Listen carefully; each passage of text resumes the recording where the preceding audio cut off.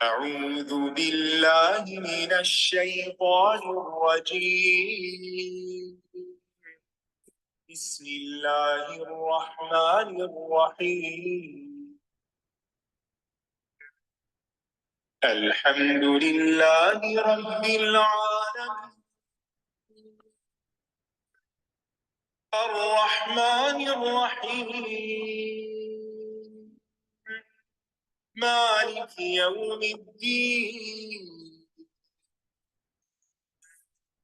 إياك نعبد وإياك نستعين اهدنا الصراط المستقيم صراط الذين أنعمت عليهم غير المغضوب عليهم ولا الضالين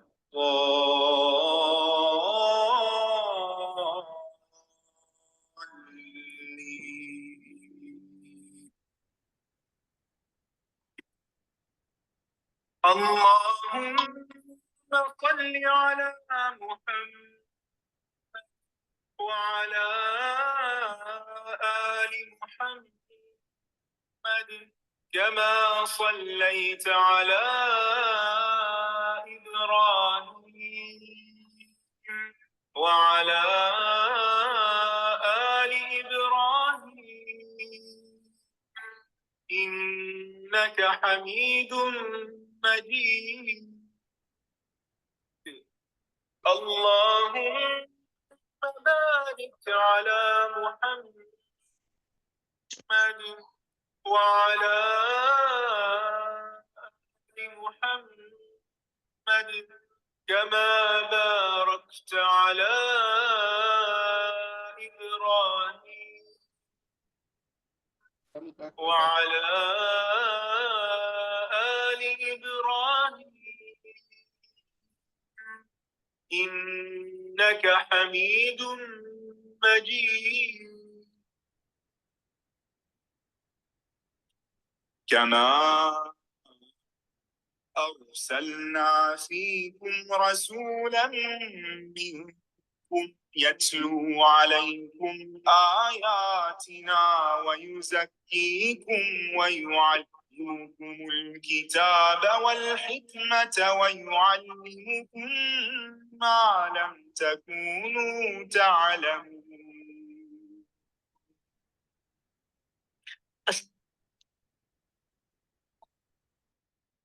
نحمده ونصلي على رسول الكريم اما بعد فاعوذ بالله من الشيطان الرجيم بسم الله الرحمن الرحيم رب اشرح لي صدري ويسر لي امري واحلل عقدة من لساني يفقهوا قولي اللهم فقهنا في الدين اللهم ارنا الحق حقا وارزقنا اتباعه وارنا الباطل باطلا وارزقنا اجتنابه اللهم علمني رشدي واعذني من شر نفسي السلام علیکم ورحمۃ اللہ وبرکاتہ۔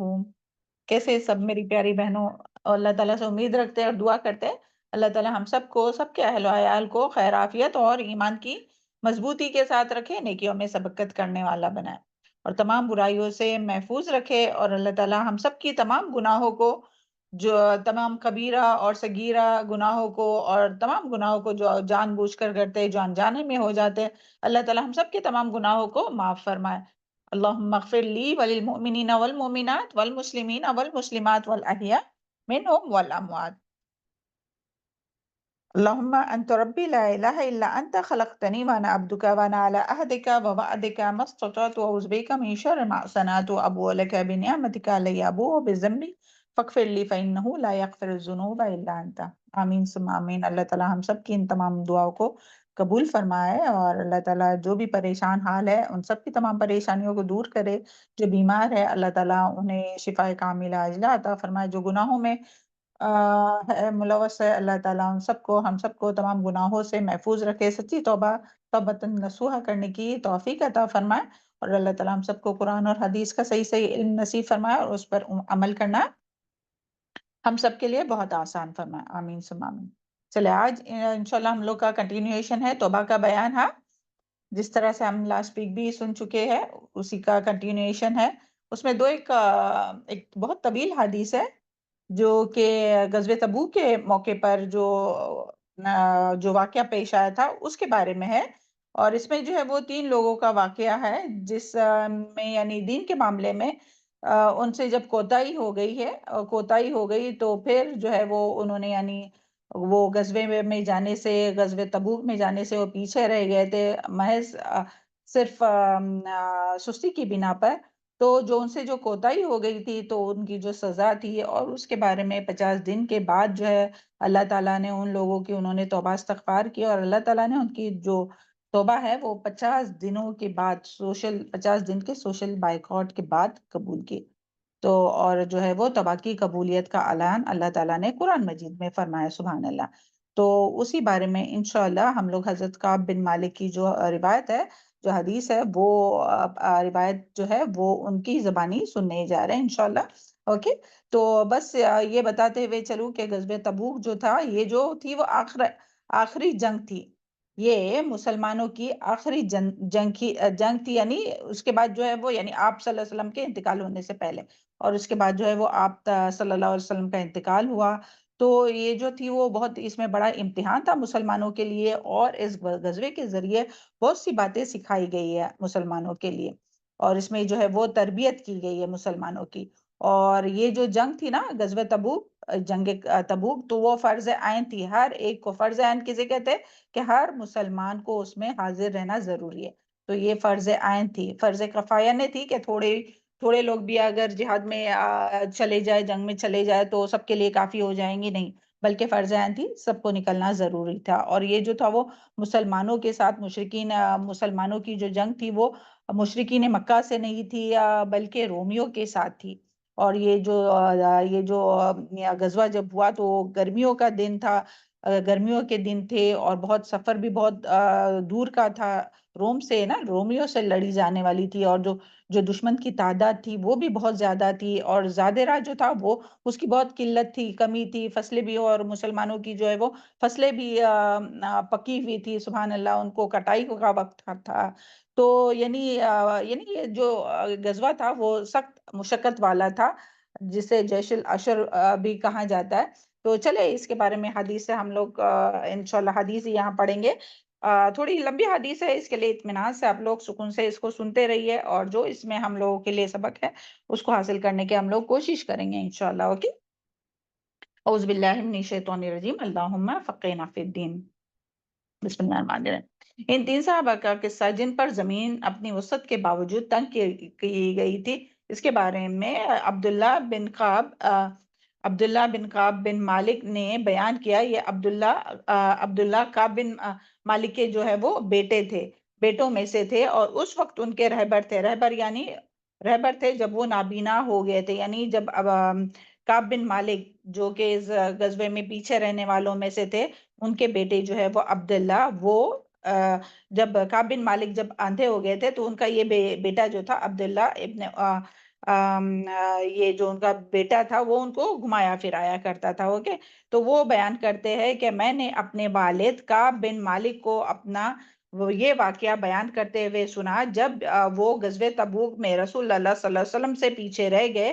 حضرت کعب نے بیان فرمایا کہ میں غزوہ تبوک کے سوا اور کسی غزوے میں رسول اللہ صلی اللہ علیہ وسلم سے کبھی بھی پیچھے نہیں رہا۔ کیا فرمایا کعب بن مالک نے؟ یہ کعب بن مالک جو کہہ رہے، جن کے بارے میں بات ہو رہی ہے، جو اپنے بارے میں بتا رہے کہ میں اس غزوے کے سوا کوئی غزوے میں جو ہے وہ آپ صلی اللہ علیہ وسلم سے پیچھے نہیں رہا، ہاں البتہ غزوہ بدر میں پیچھے رہ گیا تھا، یعنی غزوہ بدر میں پیچھے رہ گیا تھا، لیکن غزوہ بدر میں پیچھے رہ جانے والے کسی شخص پر بھی ناراضگی کا اظہار نہیں کیا گیا، یعنی غزوہ بدر میں جو ہے وہ سب کا شریک ہونا ضروری نہیں تھا۔ اوکے، اور ہم سب جانتے ہیں، اور جیسے کہ حدیث میں آگے آئیں گا، کیونکہ اس غزوے میں رسول اللہ صلی اللہ علیہ وسلم نے قریش کے فاصلے کا تعاقب یعنی پیچھا کرنے کے لیے نکلی تھی، یعنی وہ خاص لڑنے کے لیے نہیں نکلے تھے۔ مسلمان جو ہے وہ جنہوں نے بھی سیرہ پڑھی ہوں گی، جنہوں نے بھی قرآن پڑھا ہوگا، تو وہ سب یہ، اور قرآن میں سورہ توبہ پڑھی ہوں گی، تو سبحان اللہ، یہ اور جو بھی قرآن کی معلومات رکھتا ہے تو انہیں پتا ہوگا کہ جو غزوہ بدر جو تھی وہ خاص مسلمان جو تھے وہ جنگ لڑنے کے لیے نہیں بلکہ ان کا پیچھا کرنے کے لیے نکلے تھے، تعاقب کرنے کے لیے نکلے تھے، اور پھر اللہ تعالیٰ نے ان لوگوں کی یعنی بیچ میں جو ہے وہ جنگ ہوئی، سبحان اللہ۔ تو اسی لیے وہ سب کے لیے تمام مسلمانوں کے لیے کمپلسری نہیں تھا. تو وہ کہتے ہیں کہ میں غزوہ تبوک میں بھی تبوک میں پیچھے رہا اور غزوہ بدر میں. لیکن اس پر کسی کے لیے ناراضگی نہیں تھی، مگر چونکہ یہ غزوہ جو تھا وہ غزوہ یعنی فرض عین تھا، اسی لیے سب کو نکلنا ضروری تھا غزوہ تبوک. اوکے.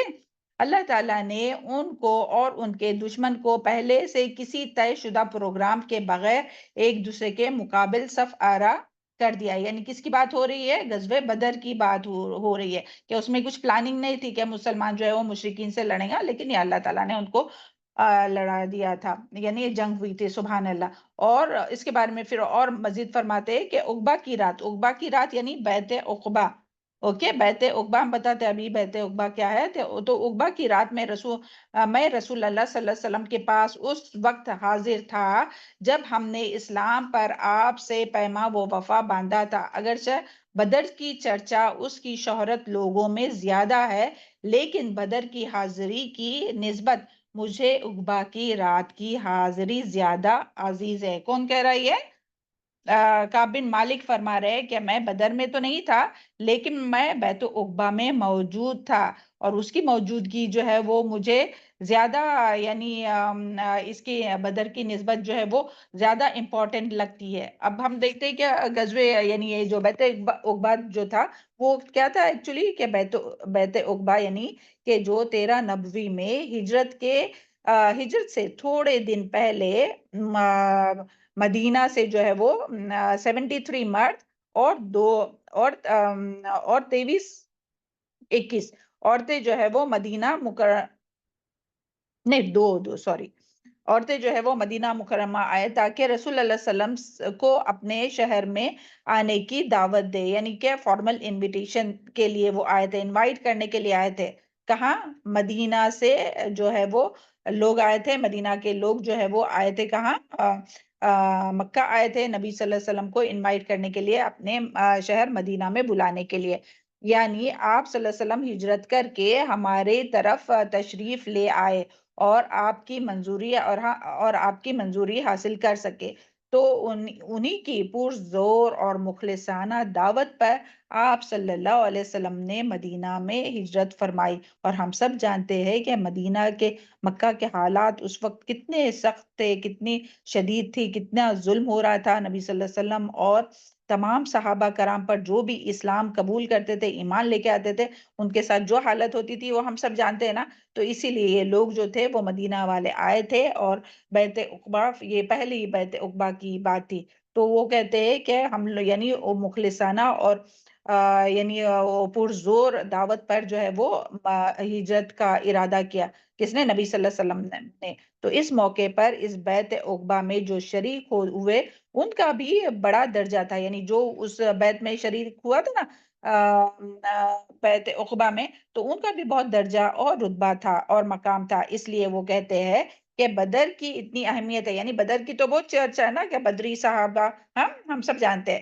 تو وہ فرماتے ہیں کہ بدر کی اتنی اہمیت میں بدر کو اتنی اہمیت نہیں دیتا جتنا کہ اس واقعے کو، جس کی وجہ سے ہماری دعوت کی وجہ سے حضور صلی اللہ علیہ وسلم مدینہ تشریف لائے، اور میرے نزدیک یہ زیادہ نیکی کا کام تھا. یعنی وہ کعب بن مالک جو ہے وہ فرماتے ہیں. پھر آگے وہ کہتے ہیں کہ غزوہ تبوک میں رسول اللہ صلی اللہ علیہ وسلم سے میرے پیچھے رہ جانے کا واقعہ اس طرح ہے کہ میں اتنا زیادہ قوی، دھیان سے سنیے کہ میں اتنا زیادہ قوی اور اتنا زیادہ خوشحال کبھی نہیں تھا جتنا کہ اس وقت تھا جب کہ غزوہ تبوک میں آپ کے ساتھ شریک نہ ہو سکا تھا. اللہ کی قسم میرے پاس کبھی بھی 2 سواریاں نہیں تھی، یعنی 2 اونٹ، جبکہ اس موقع پر میرے پاس 2 سواریاں تھی. میرے پاس جسمانی یا مالی اعتبار سے پیچھے رہ جانے کا کوئی جواز نہیں تھا. ایسا کبھی کم ہی ہوا ہوگا کہ تو دیکھیں پہلے یہاں سے ہم لوگ بات سمجھیں گے کہ اس سے بھی کیا بات پتہ چلتی ہے کہ انسان کے پاس جب زیادہ ہوتا ہے نا، یعنی یہ جو ہے وہ مال کا مل جانا، پاور کا مل جانا، اسٹیٹس کا مل جانا، یہ جو ہے وہ زیادہ امتحان ہے. وہ کیا فرما رہے ہیں کہ میرے پاس اتنا مال اور اتنی دولت یہ جو ہے وہ اس سے پہلے اتنی زیادہ نہیں تھی، مگر اس کے باوجود بھی وہ کس میں شریک نہیں ہو سکے؟ غزوہ تبوک میں، جہاد میں نبی صلی اللہ علیہ وسلم کے ساتھ قتال میں شریک نہیں ہو سکے۔ تو یہاں سے کیا بات پتہ چلتی ہے کہ یعنی جب انسان کے پاس کچھ نہیں ہوتا تو بھی امتحان ہے، لیکن جب زیادہ ہو مال، سٹیٹس اور رتبہ جو ہے وہ زیادہ ہو تو وہ اور بھی زیادہ بڑا امتحان رہتا ہے۔ کیوں؟ کیونکہ انسان اس میں مشغول ہو جاتا ہے، اور اس میں بعض دفعہ اتنا مشغول ہو جاتا ہے اپنے اس میں دنیائی اعتبار سے جو بھی عائش و عشرت اللہ تعالیٰ نے دیا ہے اس میں اتنا مشغول ہو جاتا ہے کہ وہ عبادت سے اور نیکی کے کاموں سے، اہم کاموں سے جو ہے وہ پیچھے رہ جاتا ہے۔ تو اس کے لیے دیکھیں قرآن میں کتنی بار آیا کہ جب بھی انبیاء نے دعوت دی تو انکار کرنے والے کون لوگ تھے؟ زیادہ غریب قوم کے جو ہے وہ معاشرے کے، سوسائٹی کے غریب طبقہ تھا کہ مترفین جو بڑے لوگ تھے، خوشحال لوگ تھے؟ ان لوگوں نے انکار کیا ہے نا انبیاء کا، کیونکہ انہیں دین کے کام میں مشقت اٹھانا، کوئی بھی اپنا آرام کو قربان کرنا، مشقت اٹھانا قبول نہیں تھا۔ تو اس کا مطلب یہاں نہیں کہ یہ صحابہ کے بارے میں ہم بات کر رہے ہیں، مگر یہ ایک جنرل بات ہے، اوکے؟ تو ہمیں اس پر غور و فکر کرنا چاہیے کہ جب ہم آج اپنے اللہ تعالیٰ نے اتنی نعمتیں ہم کو دی ہے، ہر چیز دی ہے، تو کیا ہم اس نعمتوں کو، اپنے آرام کو، اپنے نیند کو، اپنے سکون کو اور اپنے مال کو، اپنے وقت کو، اور جو کچھ اللہ تعالیٰ نے ہمیں رزق دیا ہے اس کو اللہ تعالیٰ کے راہ میں استعمال کرتے، اس کو اللہ تعالیٰ کی رضا کے لیے قربان کرتے ہیں جسے قربان کرنے کا حق ہے؟ اللہ تعالیٰ ہم سب کو توفیق عطا فرمائے ہوگی۔ تو یہاں سے ہمارے لیے یہ سبق تھا۔ چلے آگے دیکھتے ہیں۔ پھر فرماتے ہیں کیونکہ رسول اللہ علیہ وسلم نے جب یہ غزوہ فرمایا، اچھا نہیں آگے تھوڑا مس ہو گیا، خوشحال کبھی نہیں تھا، ایسا کبھی کم ہی ہوگا کہ رسول اللہ صلی اللہ علیہ وسلم نے کسی غزوے میں جانے کا ارادہ فرمایا ہو اور توریہ سے کام نہ لیا ہو۔ یعنی اس کو جو ہے وہ آپ صلی اللہ علیہ وسلم جب بھی غزوے کے لیے نکلتے تھے نا تو یہ جو بات ہے وہ مخفی رکھتے تھے، یعنی ایک طرف جانا ہوتا تھا نا تو دوسری طرف کا رخ کرتے تھے اور پھر آگے سے دوسری طرف ہو جاتے تھے۔ لیکن اس غزوے میں جب غزوہ تبوک ہوا تو اس میں آپ صلی اللہ علیہ وسلم نے ایسا نہیں کیا کہ اس غزوے میں رسول اللہ صلی اللہ علیہ وسلم نے توریے سے کام نہیں لیا۔ اور توریہ کیا ہے؟ جھوٹ نہیں ہے، بلکہ حق کو جو ہے وہ، سچ بات کو جو ہے وہ چھپانا یا گول مول کر کے کرنا۔ اور یہ کیوں کیا جاتا تھا؟ کیوں کرتے تھے نبی صلی اللہ علیہ وسلم کے یہاں جانے کا ارادہ ہوتا اور دوسری طرف کرتے تھے؟ تاکہ منافقین جو ہے یہ بات جو ہے وہ دشمن کو نہ پہنچائے۔ لیکن چونکہ یہ سفر بہت مشقت والا تھا، تنگ تھا، آگے یہ ہم پڑھ کے ہی سناتے، اوکے؟ تو اس غزوے میں رسول اللہ علیہ وسلم نے توریے سے کام نہیں لیا، اپنے سفر اور پروگرام کے بارے میں کسی بھی بات کو مخفی نہیں رکھا، یعنی چھپایا نہیں، کیونکہ رسول اللہ علیہ وسلم نے جب یہ غزوہ فرمایا تو سخت گرمی کا موسم تھا، سفر بہت دور کا تھا، جنگل بیابانوں کا تھا، پھر دشمن سے مقابلہ اور اس کی تعداد بھی بہت زیادہ تھی، اور اس میں آتا ہے کہ 30 یعنی بہت دشمن جو تھے وہ بہت زیادہ تھے۔ اس لیے آپ صلی اللہ علیہ وسلم نے مسلمانوں کے سامنے ساری صورتحال کو واضح فرما دیا تھا تاکہ وہ دشمن کے مقابلے کے لیے پوری کے پوری تیاری کر لے، اور اس کے لیے جو ہے وہ 30,000 جو ہے وہ مسلمان جو ہے وہ یہ غزوے میں آپ صلی اللہ علیہ وسلم کے اس بلانے پر لبیک کہا انہوں نے، اور وہ اس کے لیے تیاری کرنے لگے۔ آپ صلی اللہ علیہ وسلم نے وہ سمت بھی بتا دی جس کی طرف جانے کا ارادہ تھا۔ اس وقت رسول اللہ علیہ وسلم کے ہمراہ مسلمانوں کی تعداد بھی بہت زیادہ تھی، تاہم ایسا کوئی رجسٹرڈ وغیرہ نہیں تھا جس میں تمام مسلمانوں کے نام لکھے ہوئے تھے۔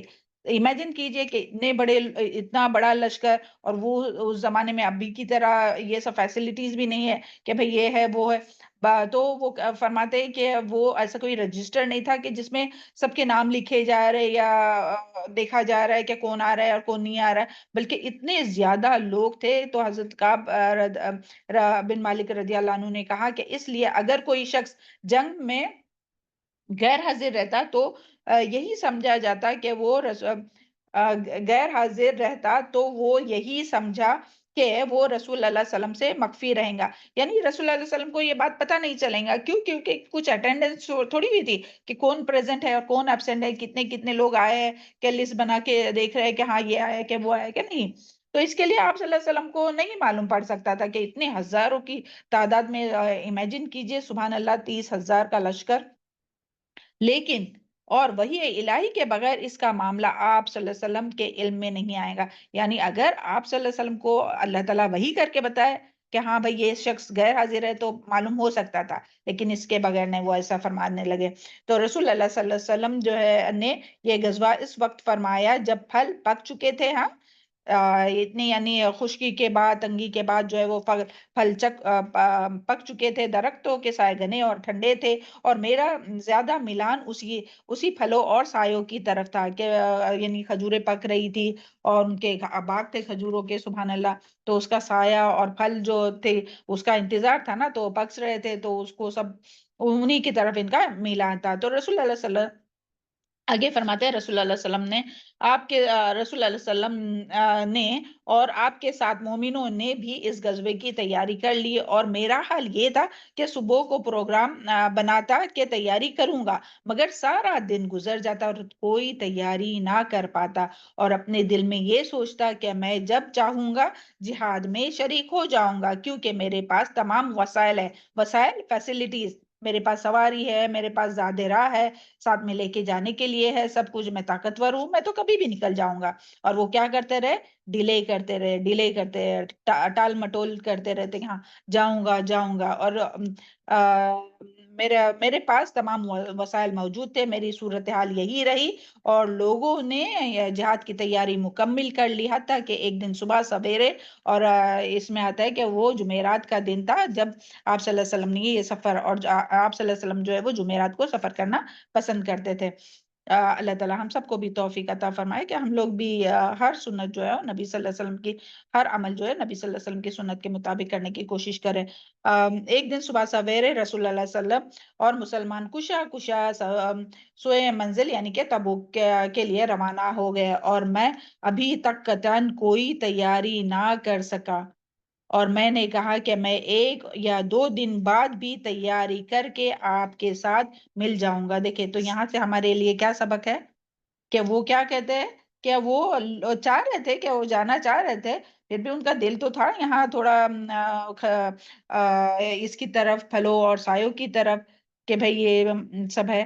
تو لیکن وہ کہتے تھے کہ میں چلا جاؤں گا. تو کیا ہم ایسا کرتے ہیں کہ ہمیں کوئی نیکی کا موقع ملتا ہے اور ہم ایسے نیکی کے موقع گواتے ہیں؟ ہم بھی ایسا کرتے ہیں نا، کہ ہم بعض دفعہ جو ہے وہ ہمارے پاس موقع ہوتا ہے، وقت ہوتا ہے، صلاحیتیں ہوتی ہے، ہمت ہوتی ہے، لیکن ہم کیا کہتے ہیں کہ نہیں ہم بعد میں کر لیں گے، آج نہیں کل کر لیں گے، اور وہ کل کبھی نہیں آتا. تو اللہ تعالیٰ ہم سب کو توفیق عطا فرمائے کہ ہر عمل نیکی کا جلدی کرنے کی، کیونکہ بعد میں کیا ہوتا ہے کہ ہو سکتا ہے وقت نہیں ملے، ہو سکتا ہے طبیعت ساتھ نہ دے، ہو سکتا ہے کوئی زندگی باقی نہیں رہے، ہے نا، کچھ بھی ہو سکتا ہے، فرصت نہیں رہے. تو ہمیں اپنے موقع، وقت، صحت، مال، فرصت سے فائدہ اٹھانا چاہے، کل پہ نہیں ٹالنا چاہے کہ اور شیطان جو ہے وہ نیکی کا کام جو ہے وہ بھلوا دے سکتا ہے، یا ہو سکتا ہے کہ موقع ہی نہیں ملے بعد میں. تو اللہ تعالیٰ ہمیں جو ہے وہ ہر نیکی کا کام اسی وقت کرنے کی توفیق عطا فرمائے، اور اللہ تعالیٰ ہی کروا لے ہم لوگوں سے نا. تو یہ دن گزر گیا، تو پھر جو ہے وہ کیا ہوا، مگر پھر میں کوئی تیاری نہ کر سکا، یہ دن گزر گیا، دوسرے دن کی صبح ہوگی اور پھر بھی میں کوئی تیاری نہ کر سکا. میرا یہی صورتحال رہی، اور مجاہد تیز رفتاری کے ساتھ سوئے منزل روا دوا تھے، اور غزوے میں شریک ہونے کا وقت بھی ختم ہو گیا، یعنی ابھی تو وقت بھی ختم ہو گیا کیونکہ وہ پہنچ بھی گئے اور غزوے کے میں پہنچنے کا وقت بھی ختم ہو گیا. میں نے پھر بھی ارادہ کیا کہ سفر پر روانہ ہو جاؤں گا، ان کو جا ملوں گا، اور اے کاش کہ میں ایسا کر لیتا، لیکن مجھے اس کی توفیق نہیں ملی. تو دیکھیں جو صحابی رسول ہے تو ان کے ساتھ ایسا ہو سکتا ہے، تو ہم لوگوں کے ساتھ بھی ایسا ہوتا ہے نا. تو ہمیں اس وقت جو ہے وہ محتاط رہنا چاہیے، اور جب جو موقع ملے تو کرنے کی کوشش کرنا چاہیے. ابھی کم سے کم یہ اپنے اس حدیث کو پڑھنے کے بعد ہمیں سستی سے باز آنا چاہیے نا، کہ بعض دفعہ صرف محض سستی کی وجہ سے ہم لوگ نیکی میں پیچھے رہ جاتے ہیں. پھر رسول اللہ صلی اللہ علیہ وسلم کی تشریف لے جانے کے بعد جب میں لوگوں میں نکلتا تو دیکھتا، یعنی وہ لوگ تو مسلمان تو پہنچ گئے، اب وہ جب باہر نکلتے اپنے اس سے دیکھتے باہر تو غمگین ہو جاتا. کیوں غمگین ہو جاتے؟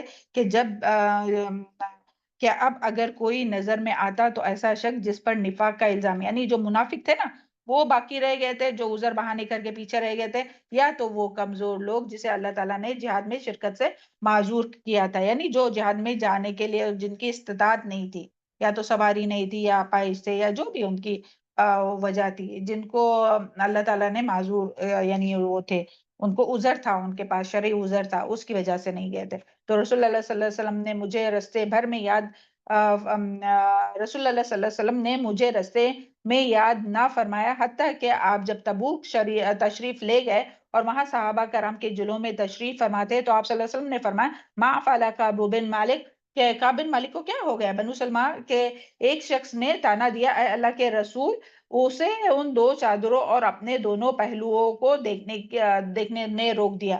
یعنی دیکھیں بنو سلمہ کے ایک شخص نے کیا کہا کہ یعنی وہ اس کی جو دولت اور اس کا جو عجب ہے نا، اس کا جو تکبر اور کبر، تو اس نے اس کو جہاد میں آنے سے روک دیا، یعنی وہ مالدار تھے نا، تو اس نے مالداری نے جیسا ان کو جہاد میں آنے سے روک لیا۔ یعنی اس سے کیا پتا چلتا ہے کہ جو یعنی کبھی بھی کسی کی غیر حاضری میں یا کوئی جگہ پہ نہیں ہو تو اس کے بارے میں نیگیٹو نہیں سوچنا چاہیے، جیسے انہوں نے بولے نا کہ فوراً سے، لیکن دیکھیں سبحان اللہ، معاذ بن جبل رضی اللہ عنہ نے اسے جواب دیتے ہوئے کہا کہ تم نے بہت بری بات کہی، اللہ کی قسم، اللہ کے رسول اے اللہ کے رسول، ہمیں اس کے بارے میں خیر کے سوا اور کچھ معلوم نہیں۔ یہ سن کر رسول اللہ علیہ وسلم پر سکوت فرمایا، یعنی وہ پھر خاموش ہو گئے رسول اللہ علیہ وسلم۔ تو اس سے بھی کیا بات پتا چلی کہ جب کوئی مسلمان کی کوئی بے عزتی کر رہا ہو یا اس کے غیر حاضری میں اس کے پیٹھ پیچھے، تو ہمیں اس کی ہاں میں ہاں نہیں ملانا چاہیے، ہاں ایسے ہی ہوا ہوگا، اس سے بدظن نہیں ہونا چاہیے، بلکہ اس کا کیا کرنا چاہیے؟ دفاع کرنا چاہیے۔ تو جو کسی اپنے مسلمان کا اس کے پیٹھ پیچھے دفاع کرتا ہے تو اللہ تعالیٰ بھی اس کی اس وقت مدد کرتا ہے جب اس کو مدد کی ضرورت رہتی ہے۔ تو اللہ تعالیٰ ہم سب کو توفیق عطا فرمائے نا کہ لوگوں کے پیٹھ پیچھے اس کی برائی نہیں کرے بلکہ اس کی اچھائی بیان کرے، اور کوئی اگر برائی کر رہا ہو تو اسے روکے۔ پھر کعب بن مالک بیان کرتے ہیں کہ بیان کیا کہ جب مجھے یہ خبر پہنچی تو رسول اللہ صلی اللہ علیہ وسلم نے تبوک سے واپسی کا سفر شروع فرما دیا تھا، تو مجھ پر غم کی کیفیت چھا گئی اور چھوٹے جھوٹے ہیلے بہانے عذر سوچنے لگے، یعنی ابھی سوچنے لگے کہ بھئی میں کیا عذر دوں آپ صلی اللہ علیہ وسلم کو کہ میں کیوں پیچھے رہا، اور دل میں کہنے لگا کہ کل آپ کی ناراضگی سے کس طرح میں بچوں گا، اور اس کے بارے میں اپنے گھر والوں سے، ہر صاحب رائے سے، شخص سے بھی مدد لینے لگا کہ میں کیا عذر بتاؤں، کیا کروں، یعنی جھوٹ بول کر کیسے میں بچوں، یعنی اس طرح سے۔ اور مجھے یہ بتایا گیا کہ رسول اللہ صلی اللہ علیہ وسلم اب مدینہ میں تشریف لانے ہی والے ہیں، تو جھوٹے ہیلے بہانے، یعنی پہلے جو انہوں نے سوچے تھے نا کہ میں یہ کہہ دوں گا یا وہ کہہ دوں گا، کچھ بھی بہانہ کروں گا پیچھے رہنے کا، تو جو بھی انہوں نے سوچے تھے وہ سب بہانے کیا ہوا، سب باطل خیال جو ہے وہ میرے دل سے محو ہو گئے، یعنی نکل گئے۔ کب؟ کہ جب پتہ چل گیا کہ نبی صلی اللہ علیہ وسلم تشریف لا چکے مدینہ میں، اور یہ حقیقت مجھ پر آشکار ہو گئی کہ جھوٹ بول کر کبھی بھی آپ سے بچ نہیں سکوں گا، لہٰذا یعنی ان کو پتا چل گیا کہ میں جھوٹ بول کر آپ صلی اللہ علیہ وسلم سے کبھی بھی نہیں بچ سکوں گا، لہٰذا میں نے آپ سے سچ بولنے کا پختہ ارادہ کیا۔ یعنی پہلے آپ صلی اللہ علیہ وسلم سے آنے سے پہلے وہ سوچ رہے تھے دل میں کیا بتاؤں، کون سا عذر بہانہ، حالانکہ کوئی بہانہ تھا نہیں، جس طرح سے ہم لوگ کرتے ہیں نا بہانے، ہم لوگ کرتے ہیں بہانے کہ کبھی بھی کوئی نیکی کا کام نہیں کرتے، کوئی بھی کام لیجئے، نماز لیٹ پڑھنا ہو، کوئی بھی نیکی کا آپ کام دماغ میں سوچئے، اور ہم لوگوں کے پاس 1760 بہانے ہوتے اس کو نہیں کرنے کے۔ تو اللہ تعالیٰ ہم لوگوں کے حال پہ رحم فرمائے۔ یہ عذر اور بہانے نا ہم صرف دنیا میں کر سکیں گے، اللہ تعالیٰ کے سامنے ہماری زبان نہیں کھل جائیں گی، اللہ تعالیٰ مہر لگا دیں گے زبانوں پر۔ تو آج ہی اللہ تعالیٰ ہم لوگوں کو عذر بہانے کرنے سے بچائے۔ تو پھر فرماتے ہیں کہ بالآخر یعنی پھر انہوں نے سوچا کہ میں تو کبھی جھوٹ بول کر بچ نہیں سکوں گا آپ صلی اللہ علیہ وسلم سے، اس کے لیے پکا ارادہ کیا سچ بولنے کا۔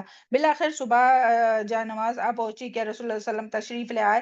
آپ کا معمول تھا کہ آپ سفر میں جب واپس تشریف لاتے تو سب سے پہلے مسجد میں 2 رکعت نماز ادا کرتے۔ تو اس سے بھی کیا پتہ چلتا ہے آپ صلی اللہ علیہ وسلم جب بھی سفر سے واپس آتے تو 2 رکعت، اور صبح کے وقت میں کبھی بھی آپ صلی اللہ علیہ وسلم واپس آتے تھے تو چاشت کی نماز پڑھتے تھے، تو 2 رکعت نماز ادا فرمائے، پھر لوگوں کے سامنے بیٹھ جاتے، اور اس سفر کے واپسی پر بھی جب آپ نے ایسا کیا تو پیچھے رہ جانے والوں نے آ کر آپ کے سامنے قسمیں کھا کر اپنے عذر بہانے پیش کیے۔ یعنی جھوٹ بات بولنے لگے کہ ایسا ہوا ویسا ہوا، اس کے لیے ہم نہیں آئے۔ یہ کون لوگ تھے؟ منافقین تھے جو بہانے کرنے لگے، اور ان لوگوں کی تعداد 80 سے زیادہ تھی۔ اللہ تعالیٰ ہم سب کو منافقت سے محفوظ رکھے، جھوٹے بہانے عذر کرنے سے محفوظ رکھے، ہے نا۔ کوئی بھی اللہ تعالیٰ کی نافرمانی کے کام کرنے کے، کوئی بھی نیکی کا کام چھوڑنے کے بہانے کرنے سے محفوظ رکھے اللہ تعالیٰ۔ رسول اللہ علیہ وسلم نے ان کی ظاہری عذر قبول فرمایا اور ان سے بیعت لی، اس کے لیے اور ان کے لیے بخشش کی، یعنی جو وہ 80 جو لوگ تھے نا، جنہوں نے بہانے بہانے کر کر کے بتایا کہ ہاں ہمارا یہ وزر تھا، یہ تھا، اس کے لیے ہم نہیں آئے، یہ کیے وہ کیے، تو اللہ کے رسول صلی اللہ علیہ وسلم نے ان سے بیعت لی اور ان کی جو ہے وہ مغفرت کی دعا بھی کی۔ دیکھیں، بخشش کی دعا کی، اور ان کے باطنی حالتوں کو، یعنی ان کے اندر جو تھا نا، حقیقت جو تھی، اس کو اللہ تعالیٰ کے سپرد فرمایا، حتیٰ کہ یعنی اس سے بھی کیا پتہ چلتا ہے کہ ہم لوگوں کو لوگوں کے ظاہر پر معاملہ کرنا ہے، یہ نہیں سوچنا ہے کہ پتہ نہیں اس کے دل میں کیا ہے اور کیا نہیں، لوگوں کے ظاہر پر۔ تو آپ صلی اللہ علیہ وسلم نے ایسے ہی کیا، ان کے باطن کو جو ہے وہ اللہ تعالیٰ کے حوالے کر دیا، اور ان کے ظاہر پر جو وہ کہہ رہے تھے نا کہ اس وجہ سے ہم نہیں آئے، تو اسی کو قبول کرتے ہوئے ان سے بیعت لی اور بخشش کی دعا کی، اور ان کو چھوڑ دیا، ان کو کوئی سزا نہیں دی۔ میں نے بھی آپ کی خدمت اور پھر حضرت کعب بن مالک کہتے ہیں میں بھی آپ کی خدمت اقدس میں حاضری دی، میں نے سلام عرض کیا تو آپ نے اس طرح مسکرائے کہ جس میں ناراضگی کی آمیزش ہو، یعنی ناراض ہوتے ہوئے مسکرائے۔ پھر آپ نے مجھے فرمایا تو آئیے آ جاؤ، میں آگے آ کر آپ کے سامنے بیٹھ گیا۔ آپ صلی اللہ علیہ وسلم نے فرمایا ما خلفک الم تکن قد استمر ظہرک، تم جہاں سے پیچھے کیوں رہے، تمہارے پاس سواری موجود نہیں تھی؟ میں نے عرض کیا اے اللہ کے رسول، اللہ کی قسم اگر میں دنیا کے کسی شخص کے سامنے بیٹھا ہوتا تو یقیناً کوئی جھوٹا عذر کر کے اس کی ناراضگی سے بچ جاتا، یعنی سامنے والے کی ناراضگی سے میں بچ جاتا، لیکن کیونکہ مجھے بحث اور تکرار کرنے میں بڑا ملکہ ہے، یعنی کہ وہ بہت اچھے اسٹرانگ، ان کی آرگیومنٹ جو تھی وہ اسٹرانگ، عذر اسکل تھی ان کے اندر کہ اپنی بات کو کنونس کرانے کی۔ بعض لوگ جو ہے نا اپنی زبان کے اس کو استعمال کرتے ہیں لوگوں کو خاموش بٹھانے کے لیے، تو وہ کہتے ہیں کہ وہ ان کے بارے میں ان کے اندر وہ اسکل تھا کہ وہ آرگیومنٹ کر کے جو سامنے والے کو کنونس کر سکتے تھے، کرنے میں بڑا ملکہ حاصل ہے۔ لیکن اللہ کی قسم مجھے معلوم ہے کہ اگر آج میں آپ کے سامنے جھوٹ بول کر ایسا کوئی بات کروں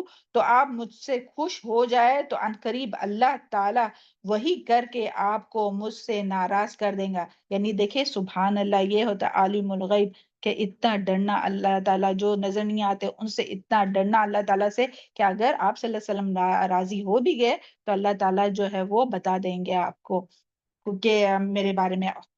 اور اگر آپ سے سچی بات عرض کروں تو آپ یقیناً مجھ سے ناراض ہو جائیں گے، لیکن اس صورت میں مجھے اللہ تعالیٰ سے اچھے انجام کی امید ہے۔ تو یہاں سے بھی کیا بات پتہ چلتی ہے؟ اللہ تعالیٰ سے ہمیشہ اچھا گمان رکھنا چاہے۔ میں قسم کھا کر کہتا ہوں کہ میرے پاس کوئی عذر نہ تھا، اللہ کی قسم میں اتنا طاقتور اور خوشحال کبھی نہ تھا جتنا میں اس وقت تھا جب آپ سے پیچھے رہا۔ یہ سن کر رسول اللہ صلی اللہ علیہ وسلم نے فرمایا ما ھذا فقط صدق فکم حتی یقضی اللہ تعالی فیقہ، اس شخص نے سچی بات کہی، اور پھر فرمایا جاؤ تم یہاں سے کھڑے ہو جاؤ یہاں تک کہ اللہ تعالیٰ تمہارے بارے میں فیصلہ فرما دے۔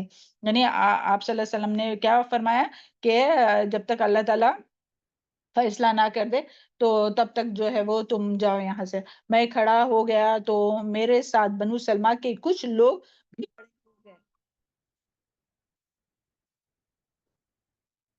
کچھ اور لوگ بھی، بنو سلمہ کے کچھ لوگ بھی کھڑے ہو گئے اور وہ میرے پیچھے پیچھے چلے آئے اور مجھ سے کہنے لگے کہ اللہ کی قسم، دیکھیں پیچھے ان لوگوں کا کیا تھا، منافقین نے جب یہ عذر بہانے پیش کیے نا تو ان کی قبول بھی کیے اور پھر ان کے لیے مغفرت کی دعائیں بھی مانگے، مگر چونکہ کعب بن مالک نے سچ کہا کہ ہاں میرے پاس کوئی عذر نہیں ہے، میرے پاس تو سب کچھ تھا، لیکن پھر بھی مجھ سے کوتاہی ہو گئی ہے، تو ان کو بخشش کی دعا وغیرہ نہیں کیے، اور نہ یہ بلکہ کہا کہ تم انتظار کرو جب تک کہ اللہ تعالیٰ تمہارے بارے میں فیصلہ نہ کرے۔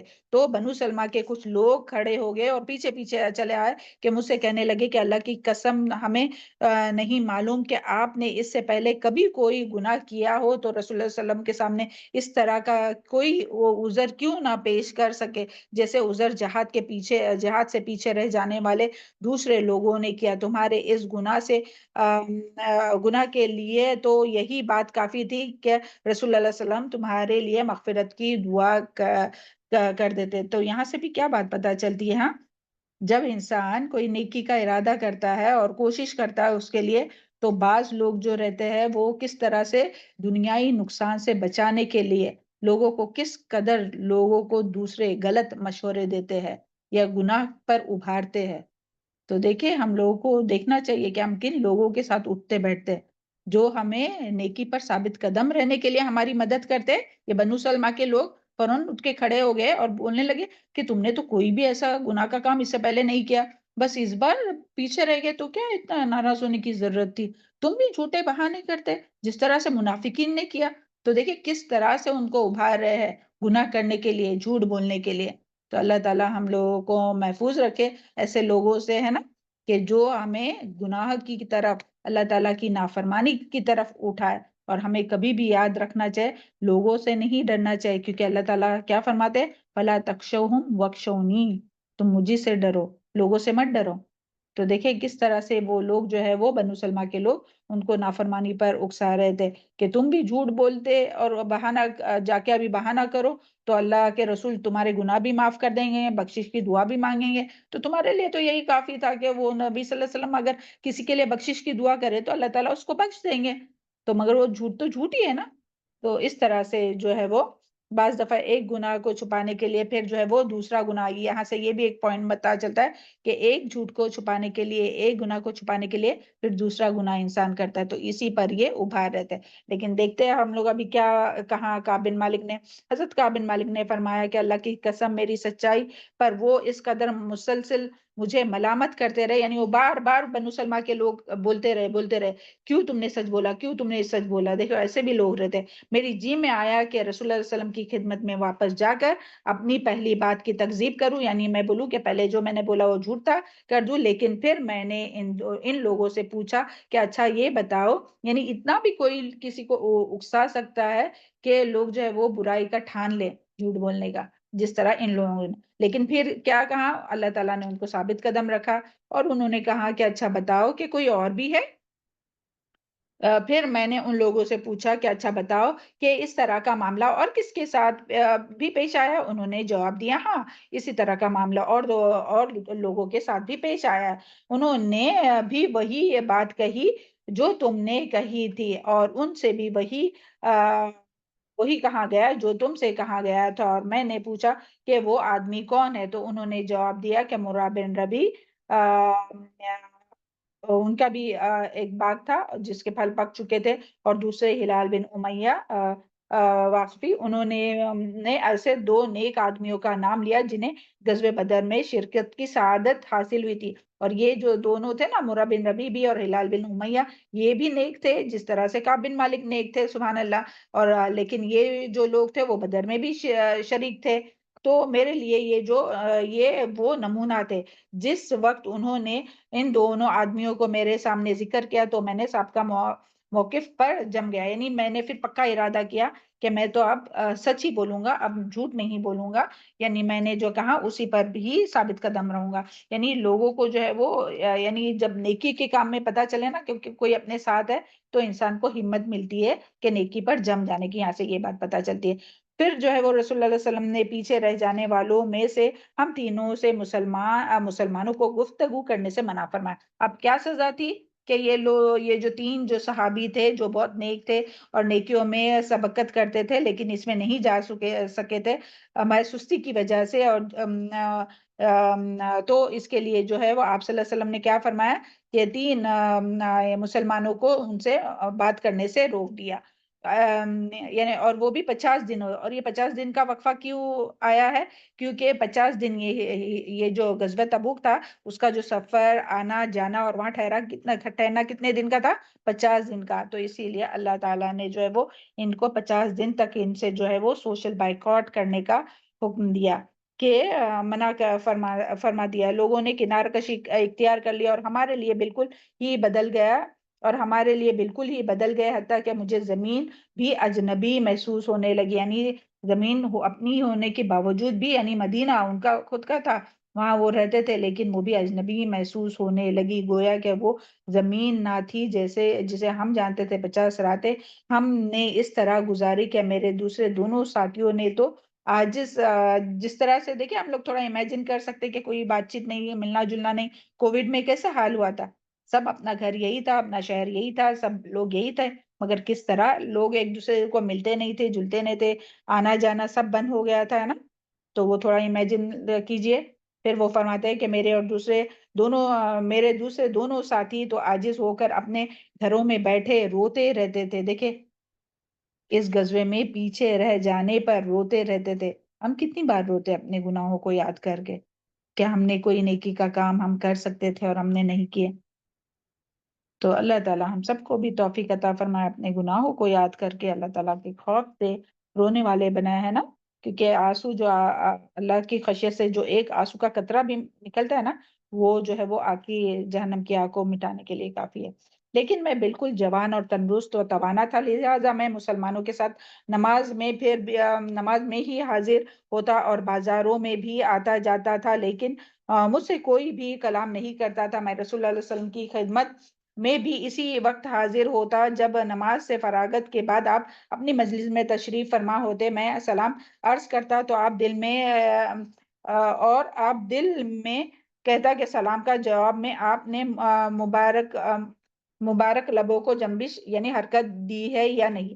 پھر میں آپ کے قریب ہی نماز پڑھتا اور نظریں چرا کر آپ کی طرف دیکھتا، جب میں نماز میں مشغول ہوتا تو آپ میری طرف دیکھتے اور جب آپ کی طرف میں دیکھتا تو آپ مجھ سے اعراض کرتے، یعنی آپ صلی اللہ علیہ وسلم جب وہ نہیں دیکھتے تھے تب تو آپ کو دیکھتے تھے، یعنی حضرت کعب بن مالک کو، مگر جب وہ دیکھتے تب وہ نہیں دیکھتے تھے، مجھے اعراض فرما لیتے تھے، حتیٰ کہ جب میرے ساتھ مسلمانوں کا یہ بائیکاٹ طول پا گیا یعنی لمبا و اختیار ہو گیا تو ایک روز میں ابو قتادہ کے باغ کی دیوار پھاند کر اندر چلا گیا۔ وہ میرا چچا زاد بھائی اور محبوب ترین دوست تھا۔ حضرت ابو قتادہ کون تھے؟ کعب بن مالک کے دوست اور چچا زاد بھائی تھے۔ میں نے اسے سلام کہا لیکن اللہ کی قسم اس نے میرے سلام کا جواب بھی نہیں دیا، یعنی اتنی جو تھی وہ صحابہ کرام جو ہے وہ اتنی اتباع کرتے تھے اپنے پیارے نبی صلی اللہ علیہ وسلم کی کہ انہوں نے منع فرمایا تو اکیلے میں بھی چپکے میں سے بھی ان سے بات نہیں کرتے تھے۔ تو اللہ تعالیٰ ہم کو سب کے سامنے بھی اور پیچھے بھی اللہ تعالیٰ سے ڈر کر رہنے والا بنا اور اللہ کے ہر کام اللہ کی رضا کے لیے اور سنت کے مطابق کرنے والا بنا۔ میں نے اس سے کہا کہ ابو قتادہ تجھے اللہ کی قسم دے کر پوچھتا ہوں، کیا تو جانتا ہے کہ میں اللہ اور اس کے رسول سے محبت کرتا ہوں؟ وہ خاموش رہا۔ میں نے دوبارہ قسم دے کر پوچھا، پھر بھی وہ خاموش رہا۔ پھر میں نے تیسری بار قسم دے کر جب یہی سوال دہرایا تو پھر بھی خاموش رہا، اور اس نے صرف اس قدر کہا کہ اللہ اور اس کا رسول بہتر جانتا ہے، اور میری آنکھیں آپ کا اشک بار ہو گئی، یعنی کہ وہ رونے لگے اور میں دیوار پھاند کر لوٹ گیا۔ یعنی دیکھیں کتنے بڑے صحابی اور وہ اللہ تعالیٰ کی خشیت سے رو رہے، سبحان اللہ۔ تو اور ایک دن میں مدینہ کے بازار میں جا رہا تھا کہ میں اہل شام کے کسانوں میں سے ایک کسان کو یہ کہتے ہوئے سنا کہ مدینہ میں کھانا بیچنے یعنی تجارت گلہ لے کر آیا کہ کون ہے جو کعب بن مالک؟ کس نے کہا؟ شام کا ایک شخص تھا، تو اس نے کہا کہ جو تجارت کے لیے آیا تھا یہاں مدینہ میں، کہ کون کعب بن مالک کی طرف میری رہنمائی کریں گا؟ لوگ اشارے سے اسے میرے بارے میں بتانے لگے۔ یہ میرے پاس آ گیا اور مجھے غسان کے بادشاہ کا ایک خط دیا۔ میں پڑھا لکھا تھا، اس لیے میں نے جب اسے پڑھنا شروع کیا تو اس میں لکھا تھا، اما بعد، ہمیں یہ بات پہنچی ہے کہ تمہارے ساتھی یعنی کہ نبی صلی اللہ علیہ وسلم نے تم پر ظلم کیا۔ اللہ تعالیٰ نے تمہیں ذلت کے گھر میں رہنے اور ضائع ہونے کے لیے پیدا نہیں کیا۔ دیکھیں کس طرح سے غسان کا جو بادشاہ ہے وہ ورگلا رہا ہے کعب بن مالک کو، کہ کیا کہہ رہا ہے کہ لہٰذا تم ہمارے پاس آ جاؤ، ہم تم سے پوری ہمدردی کریں گے۔ تو یہ دیکھیں کس طرح سے اور بڑی آزمائی جو ہے کہ یعنی ایک طرف ہے کہ تمام نبی صلی اللہ علیہ وسلم ناراض ہے، تمام مسلمان جو ہے وہ کعب بن مالک سے ناراض ہے، اور ایک طرف غسان کا یہ شام کا جو بادشاہ ہے وہ لیٹر بھیج کر ان کو بلا رہا ہے کہ آپ ہمارے پاس آ جاؤ، ہم بہت عزت دیں گے، آپ کے لوگ تو آپ کو عزت نہیں دے رہے تو ہم عزت دیں گے۔ تو اللہ تعالیٰ اس طرح سے بھی امتحان لیتے ہیں۔ یہ سب تھوڑی باتیں بہت زیادہ غور و فکر کرنے کی، مگر اپنے پاس اتنا ٹائم نہیں، آگے گزرتے۔ جس وقت میں نے یہ خط پڑھا تو کہا کہ یہ بھی ایک بڑی آزمائش ہے، میں نے آپ اسے تندور میں ڈال دیا، یعنی آگ میں جھلس دیا اس آگ کو، پیپر کو، خط کو۔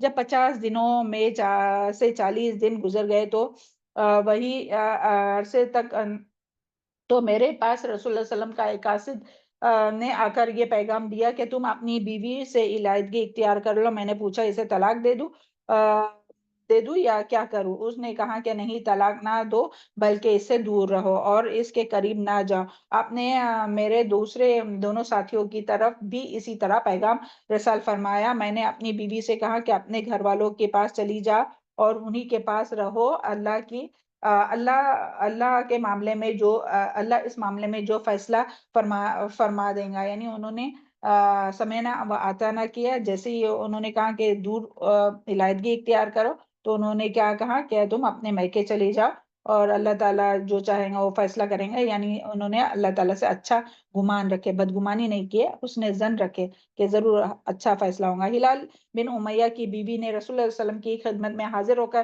عرض کی کہ اے اللہ کے رسول، ہلال بہت ہی بوڑھے ہیں، ان کے پاس کوئی خادم بھی نہیں ہے، کیا اگر میں ان کی خدمت کر لوں تو یہ بات آپ کو ناپسند ہے؟ نہیں، لیکن وہ تم سے تو نبی صلی اللہ علیہ وسلم نے فرمایا کہ نہیں، ناپسند نہیں ہے، لیکن وہ تم سے مقاربت نہ کرے، یعنی کہ ہم بستری نہیں کرو۔ تو اس نے جواب دیا، اللہ کی قسم آپ ان میں سے کسی چیز کے اللہ کی قسم اب ان میں کسی چیز کی طرف حرکت کی طاقت ہی نہیں ہے۔ اللہ کی قسم جب سے یہ معاملہ شروع ہوا ہے ان کا سارا وقت روتے ہوئے گزرتا ہے۔ دیکھیں کیسے صحابی ہے کہ اپنی ایک تھوڑی سی سستی اور یہ ہو گئی اور وہ نیکی میں پیچھے رہ گئے تو وہ جو ہے وہ دن رات روتے ہی رہتے ہیں۔ کعب بن مالک حضرت کعب بیان کرتے ہیں کہ مجھ سے میرے بعض گھر والوں نے کہا کہ تم بھی رسول اللہ علیہ وسلم سے اپنی بیوی کے بارے میں اجازت حاصل کر لو۔ رسول اللہ صلی اللہ علیہ وسلم نے ہلال بن امیہ کی بیوی کو ان کی خدمت کرنے کی اجازت دے دی ہے۔ میں نے جواب دیا، نہیں، اللہ کی قسم میں اس بارے میں رسول اللہ صلی اللہ علیہ وسلم سے اجازت طلب نہیں کروں گا، میں جوان آدمی ہوں، جب اجازت طلب کروں گا تو معلوم نہیں رسول اللہ صلی اللہ علیہ وسلم مجھے کیا جواب دیں گے۔ اور پھر انہوں نے وہ اور یہ نہیں کیا، اور 10 راتیں اور گزر گئی اور اس وقت سے لے کر اب تک پورے 50 راتیں ہو گئی جب رسول اللہ صلی اللہ علیہ وسلم نے لوگوں کو سے ہم کلام کرنے سے منع فرمایا گیا، یعنی پورے 50 راتیں ہو گئی۔ 50ویں رات کی صبح کی نماز میں نے اپنے گھروں میں سے ایک گھر کی چھت پر ادا کی اور اسی حالت میں بیٹھا ہوا تھا کہ جس کا اللہ تعالیٰ نے ہمارے بارے میں ذکر فرمایا، اور میرے دل میں یعنی کہ وہ والا ثلاثۃ الذین خلفوا حتی اذا ضاقت علیہم الارض، یہ جو ہے وہ اللہ تعالیٰ نے وہی فرمائی۔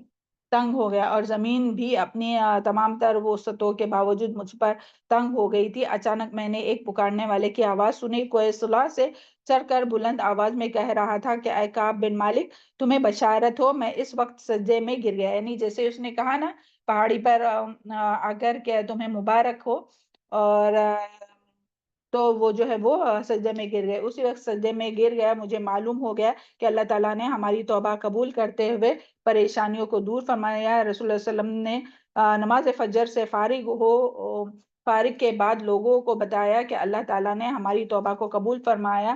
لوگوں نے ہمیں خوشخبری سنانے کے لیے آنا شروع کر دیا، یعنی صحابہ کرام دیکھے کتنے مخلص تھے کہ ایک دوسرے کو خوشخبری دے رہے، مبارکباد دینے کے لیے خوشخبری سنانے والے میرے دوسرے دونوں ساتھیوں کے پاس بھی پہنچے۔ ایک شخص نے نہایت تیزی سے میری طرف گھوڑا دوڑایا۔ اسلم قبیلے کا ایک شخص بھی میری طرف دوڑ کر آیا اور پہاڑوں پر چڑھ گیا، اور اس کی آواز گھوڑے سے بھی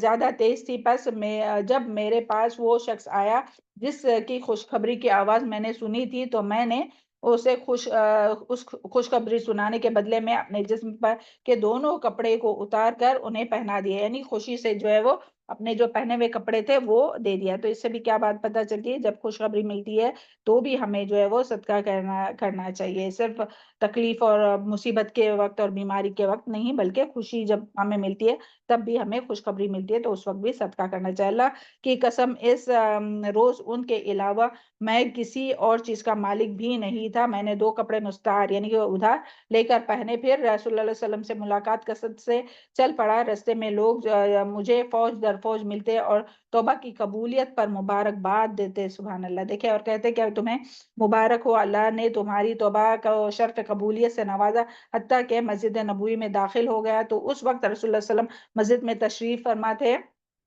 اور لوگ آپ کے گرد حالہ کیے ہوئے تھے. پس طلحہ عبید اللہ لپکتے ہوئے کھڑے ہو گئے. انہوں نے مجھ سے مصافحہ کیا اور مبارکباد پیش کی. اللہ کی قسم مہاجرین میں سے ان کے علاوہ کوئی اور کھڑا نہیں ہوا اور کعب بن طلحہ کی اس بات کو کبھی بھی فراموش نہیں کرتے. یعنی کہ کتنی خوشی ہوئی ان کو کہ جیسا کہ انہوں نے جو ہے وہ خوش ہو کر آپ کو مبارکباد دی. تو اس سے جو ہے وہ بہت خوش ہوئے کعب بن مالک. تو پھر حضرت کا بیان کرتے ہیں کہ جب میں رسول اللہ علیہ وسلم کی خدمت اقدس میں سلام عرض کیا تو اس وقت خوشی سے آپ کا چہرہ جو ہے وہ دمک رہا تھا. آپ نے فرمایا بشرو بخیر یوم المر علیک، تمہیں یہ دن مبارک ہو جب سے تمہاری ماں نے تمہیں جنم دیا اور یہ تمہاری زندگی کا سب سے بہترین دن ہے. میں نے عرض کی اے اللہ کے رسول یہ خوشخبری آپ کی طرف سے ہے یا اللہ کی طرف سے ہے؟ آپ نے فرمایا نہیں بلکہ یہ اللہ تعالیٰ کی طرف سے. حضرت کعب رضی اللہ عنہ بیان کرتے ہیں کہ رسول اللہ صلی اللہ علیہ وسلم جب خوش ہوتے تو آپ کا چہرہ اقدس اس طرح گلنار ہوتا گویا کہ وہ چاند کا ایک ٹکڑا ہو. دیکھے سبحان اللہ. اور اس سے اللہم صلی وسلم علی نبینا محمد، اس سے یہ معلوم ہو جاتا ہے کہ اس وقت آپ خوش ہیں. اور جب میں آپ کے سامنے بیٹھ گیا تو عرض کیا اللہ کے رسول میری توبہ کا یہ بھی حصہ ہے کہ میں اپنا سارا مال اللہ کے رسول کے راستے میں صدقہ کرتا ہوں. یعنی انہیں اتنی خوشی ہوئی اپنی اس توبہ کی قبولیت پر کہ انہوں نے اپنا سارا مالدار تھے نا وہ، تو اپنا سارا مال اللہ اور اللہ کے رسول کے لیے صدقہ کیا. تو آپ صلی اللہ علیہ وسلم نے کیا فرمایا؟ اپنا کچھ حصہ اپنا مال اپنے لیے بھی رکھ لو، یہ تمہارے لیے بہتر ہے. اس سے یعنی کہ 1/3 صدقہ کرو. میں نے عرض کیا کہ میں اپنا وہ حصہ لیتا ہوں جو خیبر میں ہے. پھر میں نے عرض کیا کہ اے اللہ کے رسول اللہ تعالیٰ نے مجھے یہ نجات سچ بولنے کی وجہ سے عطا فرمائی، اس لیے یہ میری توبہ کا ایک حصہ ہے. جب تک میری زندگی ہے میں سچ ہی بولتا رہوں گا. دیکھیں یعنی اللہ تعالیٰ نے انہیں سچ کی وجہ سے نجات دی نا. اور ان کی توبہ قبول کی تو انہوں نے کہا کہ میں جب تک زندگی ہے سچ ہی بولتا رہوں گا. اللہ تعالیٰ ہم سب کو بھی مرتے دم تک سچ بولنے والا بنائے اور جھوٹ سے محفوظ رکھے. اور جو بھی جھوٹ آج تک ہوا اللہ تعالیٰ معاف فرمائے ہم سب کو، اور اللہ تعالیٰ ہمیں صادقین میں شامل کرے. اللہ کی قسم جب سے میں نے رسول اللہ صلی اللہ علیہ وسلم سے عہد کا ذکر کیا، میں نہیں جانتا کہ مسلمانوں میں سے کسی پر اللہ تعالیٰ نے سچ بولنے کے صلے پر وہ بہتر انعام فرمایا جس سے وہ اللہ تعالیٰ نے مجھے فرمایا. اللہ کی قسم جب سے میں نے رسول اللہ علیہ وسلم سے اس کا ذکر کیا اب تک میں نے جھوٹ نہیں بولا، اور مجھے امید ہے کہ باقی زندگی میں بھی اللہ مجھے اس سے محفوظ رکھیں گے. اللہ تعالیٰ ہم سب کو بھی محفوظ رکھے. حضرت کعب نے بیان کیا کہ اللہ تعالیٰ نے ہمارے بارے میں یہ آیت نازل فرمائی جو سورہ توبہ میں آتی ہے 119. بے شک اللہ تعالیٰ نے پیغمبر پر مہربانی فرما کر اور مہاجرین اور انصار جو باوجود اس کے کہ ان کے اس ایک گروہ کے دل فریب تھا کہ ٹیڑے ہو جاتے، مشکل کی گھڑی میں پیغمبر کے ساتھ رہے، پھر اللہ نے ان پر مہربانی فرمائی. بے شک وہ ان میں نہایت شفقت کرنے والا اور بڑا مہربان ہے. اور ان تینوں پر جو پیچھے چھوڑ دیے گئے تھے یہاں تک کہ جب زمین باوجود، یعنی اللہ تعالیٰ نے ان کا ذکر قرآن میں کیا، زمین باوجود ان کے فراخی کے تنگ ہو گئی اور ان کی جانیں بھی ان پر دوبھر ہو گئی، اور انہوں نے جان لیا کہ اللہ کے غضب سے خود اس کے سوا کوئی پناہ نہیں ہے. پھر اللہ نے ان پر مہربانی کی تاکہ توبہ قبول کرے. بے شک اللہ توبہ قبول کرنے والا مہربان ہے. اے اہل ایمان اللہ سے ڈرتے ہو اور راست بازوں کے ساتھ رہو. اللہ تعالیٰ ہم سب کو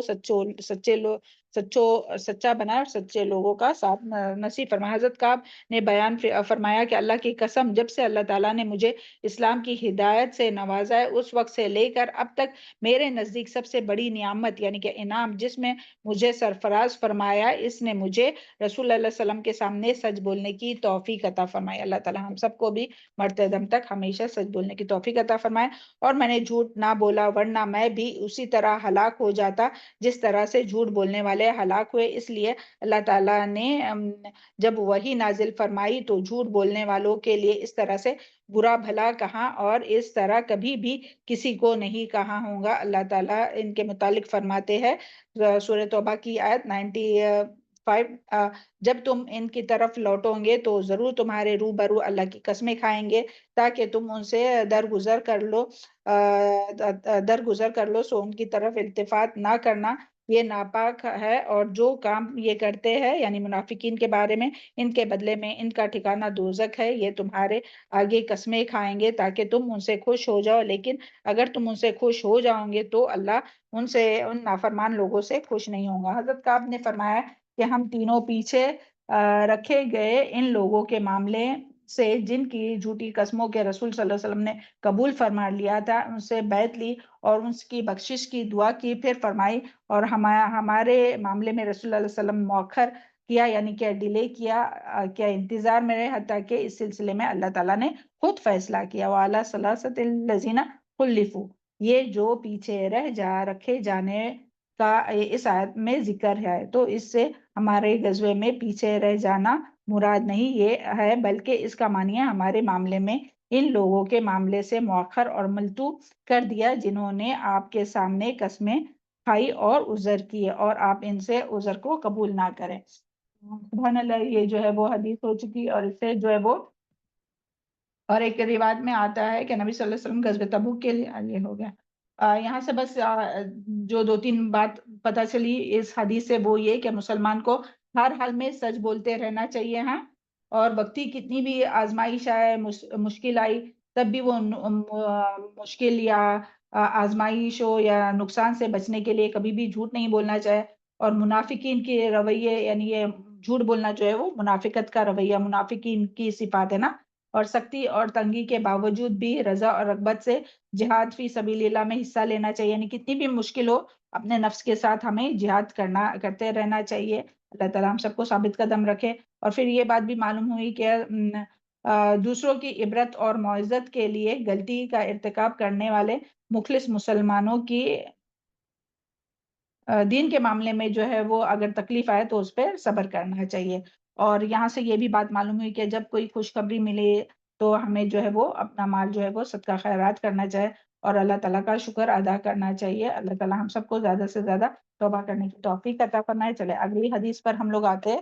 یہ بہت لمبی حدیث تھی اور بہت جامع حدیث تھی، یعنی بہت اس میں باتیں تھی، تو اسی لیے اتنا ٹائم لگا۔ ہاں چلے آگے جو ہے وہ ایک اور حدیث ہے۔ امید کرتے ہیں کہ اس حدیث سے بہت سی باتیں ہم لوگوں نے سیکھے۔ اوکے، انشاءاللہ ہم اس کے بارے میں آپ لوگوں سے ضرور سوال کریں گے۔ اگر آج اس میں نہیں ملا تو نیکسٹ اس میں انشاءاللہ سوال کریں گے۔ اوکے، کہ آپ نے اسے کیا سیکھا اور کس طرح ہم لوگ اس پر آپ نے کس طرح اس پر عمل کرنے کا ارادہ کیا۔ چلے دوسری حدیث ہے، حدیث نمبر 22۔ حضرت ابو نجید نون پر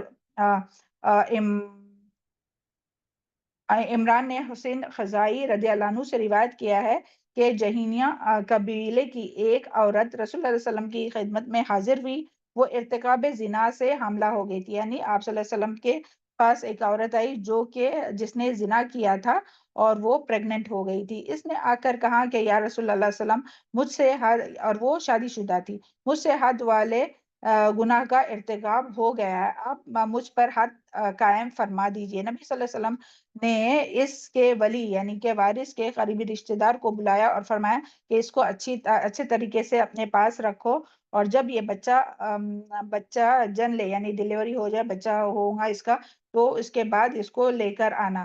چنانچہ اس نے ایسے ہی کیا۔ اللہ کے پیغمبر نے حکم دیا کہ اس کے کپڑے اس کے جسم پر مضبوطی سے باندھو، یعنی جب بچہ ہو گیا نا اس کے بعد پھر اس کو لایا گیا، اس عورت کو جو خود آئی تھی نبی صلی اللہ علیہ وسلم کے پاس کہ اس سے زنا ہو گیا ہے، تو وہ سزا کے لیے اپنے آپ کو پیش کیا۔ دیکھیں یعنی اتنا پہلے کے صحابیات، نبی نہیں صحابیات، اور ان میں بھی دیکھیں اللہ تعالیٰ کا اتنا ڈر تھا کہ وہ آخرت کے عذاب سے بچنے کے لیے دنیا میں اپنی جان کو اور اپنی عزت کو گوانے کو تیار تھے تاکہ آخرت کے عذاب سے بچ سکے۔ اللہ تعالیٰ ہم لوگوں کو بھی آخرت کے عذاب سے بچنے والا اور اللہ تعالیٰ کا تقوی اختیار کرنے والا بنائے اور گناہوں سے بچنے والا بنائے۔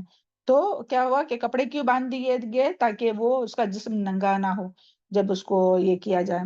چنانچہ اس سے ایسا ہی کیا، چنانچہ اس نے ایسا ہی کیا، اللہ کے پیغمبر نے حکم دیا کہ اس کے کپڑے اس پر مضبوطی سے باندھ دیے جائے، پھر آپ نے حکم دیا کہ اسے رجم کر دیا جائے، پھر آپ نے اس کی نماز جنازہ پڑھائی، یعنی جب وہ رجم ہو گئی اور وہ مر گئی، رجم پتہ ہے نا کہ اس کو جو ہے وہ یعنی پتھر مارے جاتے جب تک کہ اس کی جان نہیں چلی جائے۔ کس کی سزا؟ یہ شادی شدہ زانی، جو شادی شدہ مرد یا عورت ہو اور جو زنا کرے نا، اس کی یہ سزا ہے۔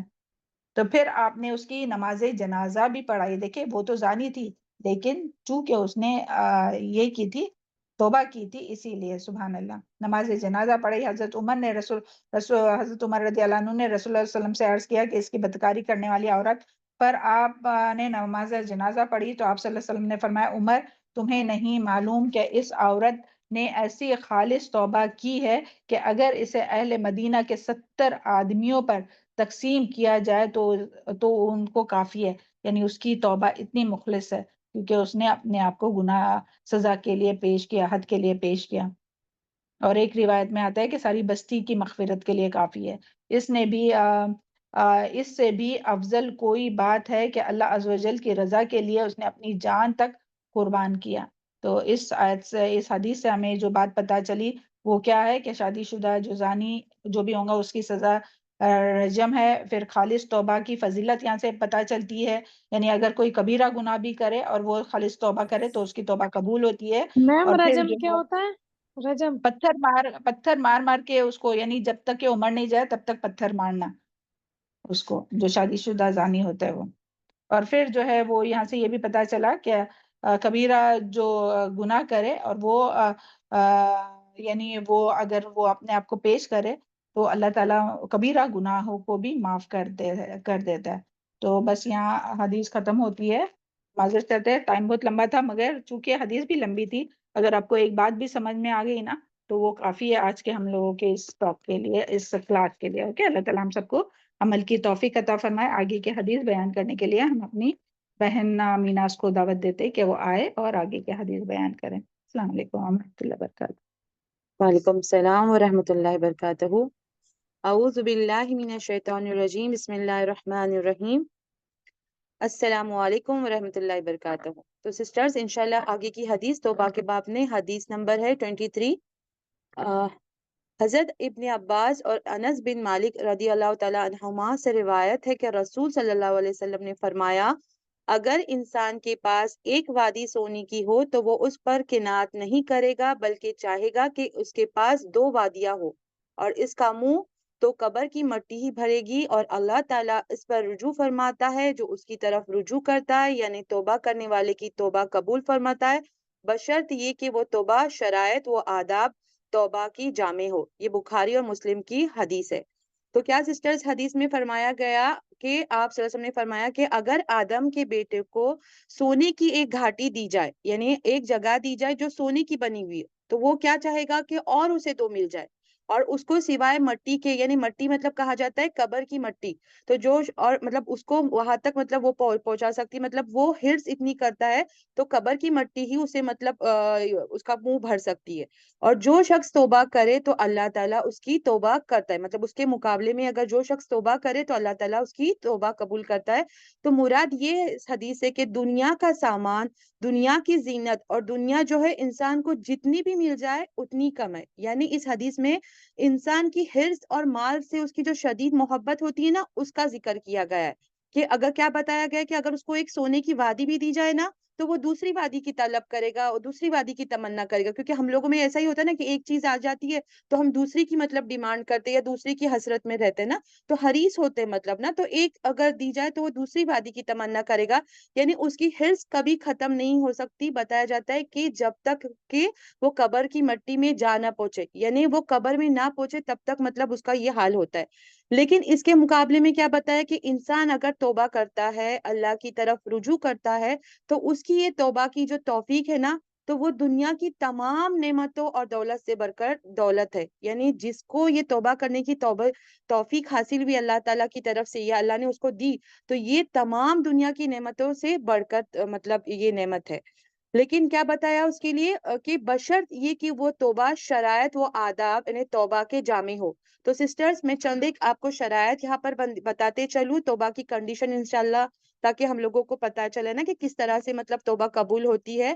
تو سب سے پہلا جو پوائنٹ ہے اس میں ہے کہ دل میں ندامت یعنی احساس ہو، پچھتاوا ہو کہ میں نے گناہ کیا ہے. تبھی تو انسان توبہ کرے گا نا، جب ہم کو ریئلائز ہوگا کہ ہم نے کوئی گناہ کیا ہے، پچھتاوا ہوگا اس پہ. تو مطلب وہ ایک پوائنٹ ہوتا ہے شرائط میں. دوسرا پوائنٹ ہے کہ جیسے ہی دل میں ندامت آئے اس وقت گناہ سے رک جانا. یعنی جیسے ہی آپ کو فیل ہوگا کہ میں نے گناہ مجھ سے سرزد ہوا ہے، تو اس وقت اس گناہ سے کیا کرنا ہے، اس گناہ کو کرنے سے رک جانا. یہ شرائط ہے. تیسرا پوائنٹ اس میں ہے کہ اللہ سے وعدہ کرنا سچے دل سے کہ جو گناہ ہوا ہے اسے واپس کبھی نہیں کرنے کا. یعنی جو ہم سے گناہ سرزد ہوا ہے اس سے مطلب یہ عہد لینا کہ ہم اس کو دوبارہ کبھی نہیں کریں گے. اور چوتھا شرائط میں پوائنٹ ہے کہ وقت سے پہلے توبہ کرنا. تو دو قسم کے وقت ہوتے ہیں نا، مطلب دیکھیے کب کو توبہ قبول ہوتی ہے، یعنی موت آنے سے پہلے توبہ کرنا، جیسے پہلے بھی ہم نے حدیث بھی ابھی الحمدللہ گزر چکی، اس میں ذکر تھا. پھر اس کے بعد میں قیامت کی کوئی نشانی دیکھنے سے پہلے، جیسے گزرا تھا نا پیچھے کہ سورج مغرب کی طرف سے نکلنے سے پہلے مطلب توبہ کرنا چاہیے. تو یہ وقت مطلب بتائے جاتے ہیں ایک طرح سے ٹائم لمٹ کہ کب مطلب اس سے پہلے مطلب ہم کو توبہ کرنی ہوتی. تو یہ شرائط ہے. پانچواں اس میں پوائنٹ ہے مطلب شرائط میں کہ اگر کسی کا حق مارا ہے تو اس کا حق ادا کرنا. جیسے اگر ہم نے کسی کا مال چھینا ہے، فار ایگزامپل مطلب بتا رہی ہوں، یا مطلب لوٹا ہے تو وہ، یا کسی کی ہم نے غیبت کی ہے تو اس سے مطلب جا کر معافی مانگنا. یہ بہت بڑے مطلب دل کی بات ہوتی ہے، مطلب وسیع قلب کی مطلب بات ہوتی ہے، لیکن یہ سب کرنا ہوتا ہے جو یہ توبہ کی شرائط میں آتا ہے. تو یہ چند ایک سسٹر شرائط تھے. اور دیکھیے یہاں پر ہمیں نا ایک باریک پوائنٹ ہے توبہ اور استغفار کے بارے میں ہمیں سمجھنے کا سسٹر، وہ بھی میں آپ لوگوں کو بتاتے چلوں.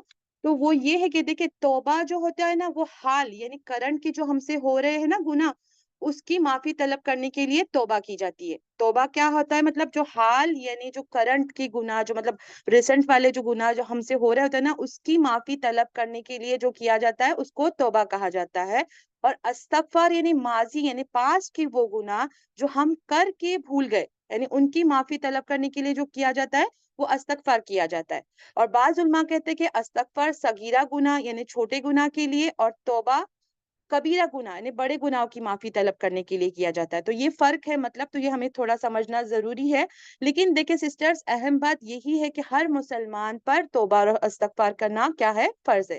تو دیکھیں اس حدیث سے ہمیں کیا بات پتہ چلتی ہے کہ انسان حریص ہے، مطلب قبر تک پہنچنے تک اس کی حرص ختم نہیں ہو سکتی، لیکن اس کے مقابلے میں اللہ کی طرف رجوع کرنا اور توبہ کی توفیق ملنا دنیا کی تمام نعمتوں سے بڑھ کر بڑی نعمت ہے. تو اللہ تعالیٰ سے دعا ہے کہ اللہ تعالیٰ ہمیں بھی مطلب سچے دل سے توبہ کرنے کی اور اللہ کی طرف رجوع کرنے کی نا توفیق عطا فرمائے اور ہماری توبہ قبول کرائے نا اللہ تعالیٰ انشاءاللہ. اب انشاءاللہ آخری حدیث دیکھتے ہیں توبہ کے باب میں ہم انشاءاللہ. حدیث نمبر 24. حضرت ابو ہریرہ رضی اللہ عنہ سے روایت ہے کہ رسول صلی اللہ علیہ وسلم نے فرمایا، اللہ تعالیٰ دو آدمیوں کو دیکھ کر ہنسے گا. اللہ تعالیٰ دو آدمیوں کو دیکھ کر ہنسے گا جن میں سے ایک نے دوسرے کو قتل کیا ہوگا، وہ دونوں جنت میں داخل ہوگے. ذرا غور سے مطلب سماعت فرمائے کہ جن میں ایک نے دوسرے کو قتل کیا ہوگا وہ دونوں جنت میں داخل ہوگے. یہ قتل ہونے والا ایک قتل ہونے والا اللہ کے راستے میں لڑتا لڑتا قتل یعنی شہید کیا گیا تھا. پھر اللہ تعالیٰ نے اس کافر قاتل کو توبہ کی توفیق دی اور وہ مسلمان ہو کر اللہ کی راہ میں شہید ہو گیا. یہ بھی بخاری اور مسلم کی حدیث ہے.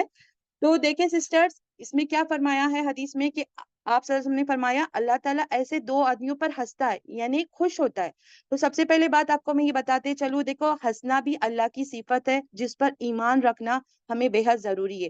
جیسے کہ پہلے بھی حدیث ہماری گزر چکی ہے جس میں اللہ تعالیٰ کی صفت ہاتھ کا ذکر ہوا تھا.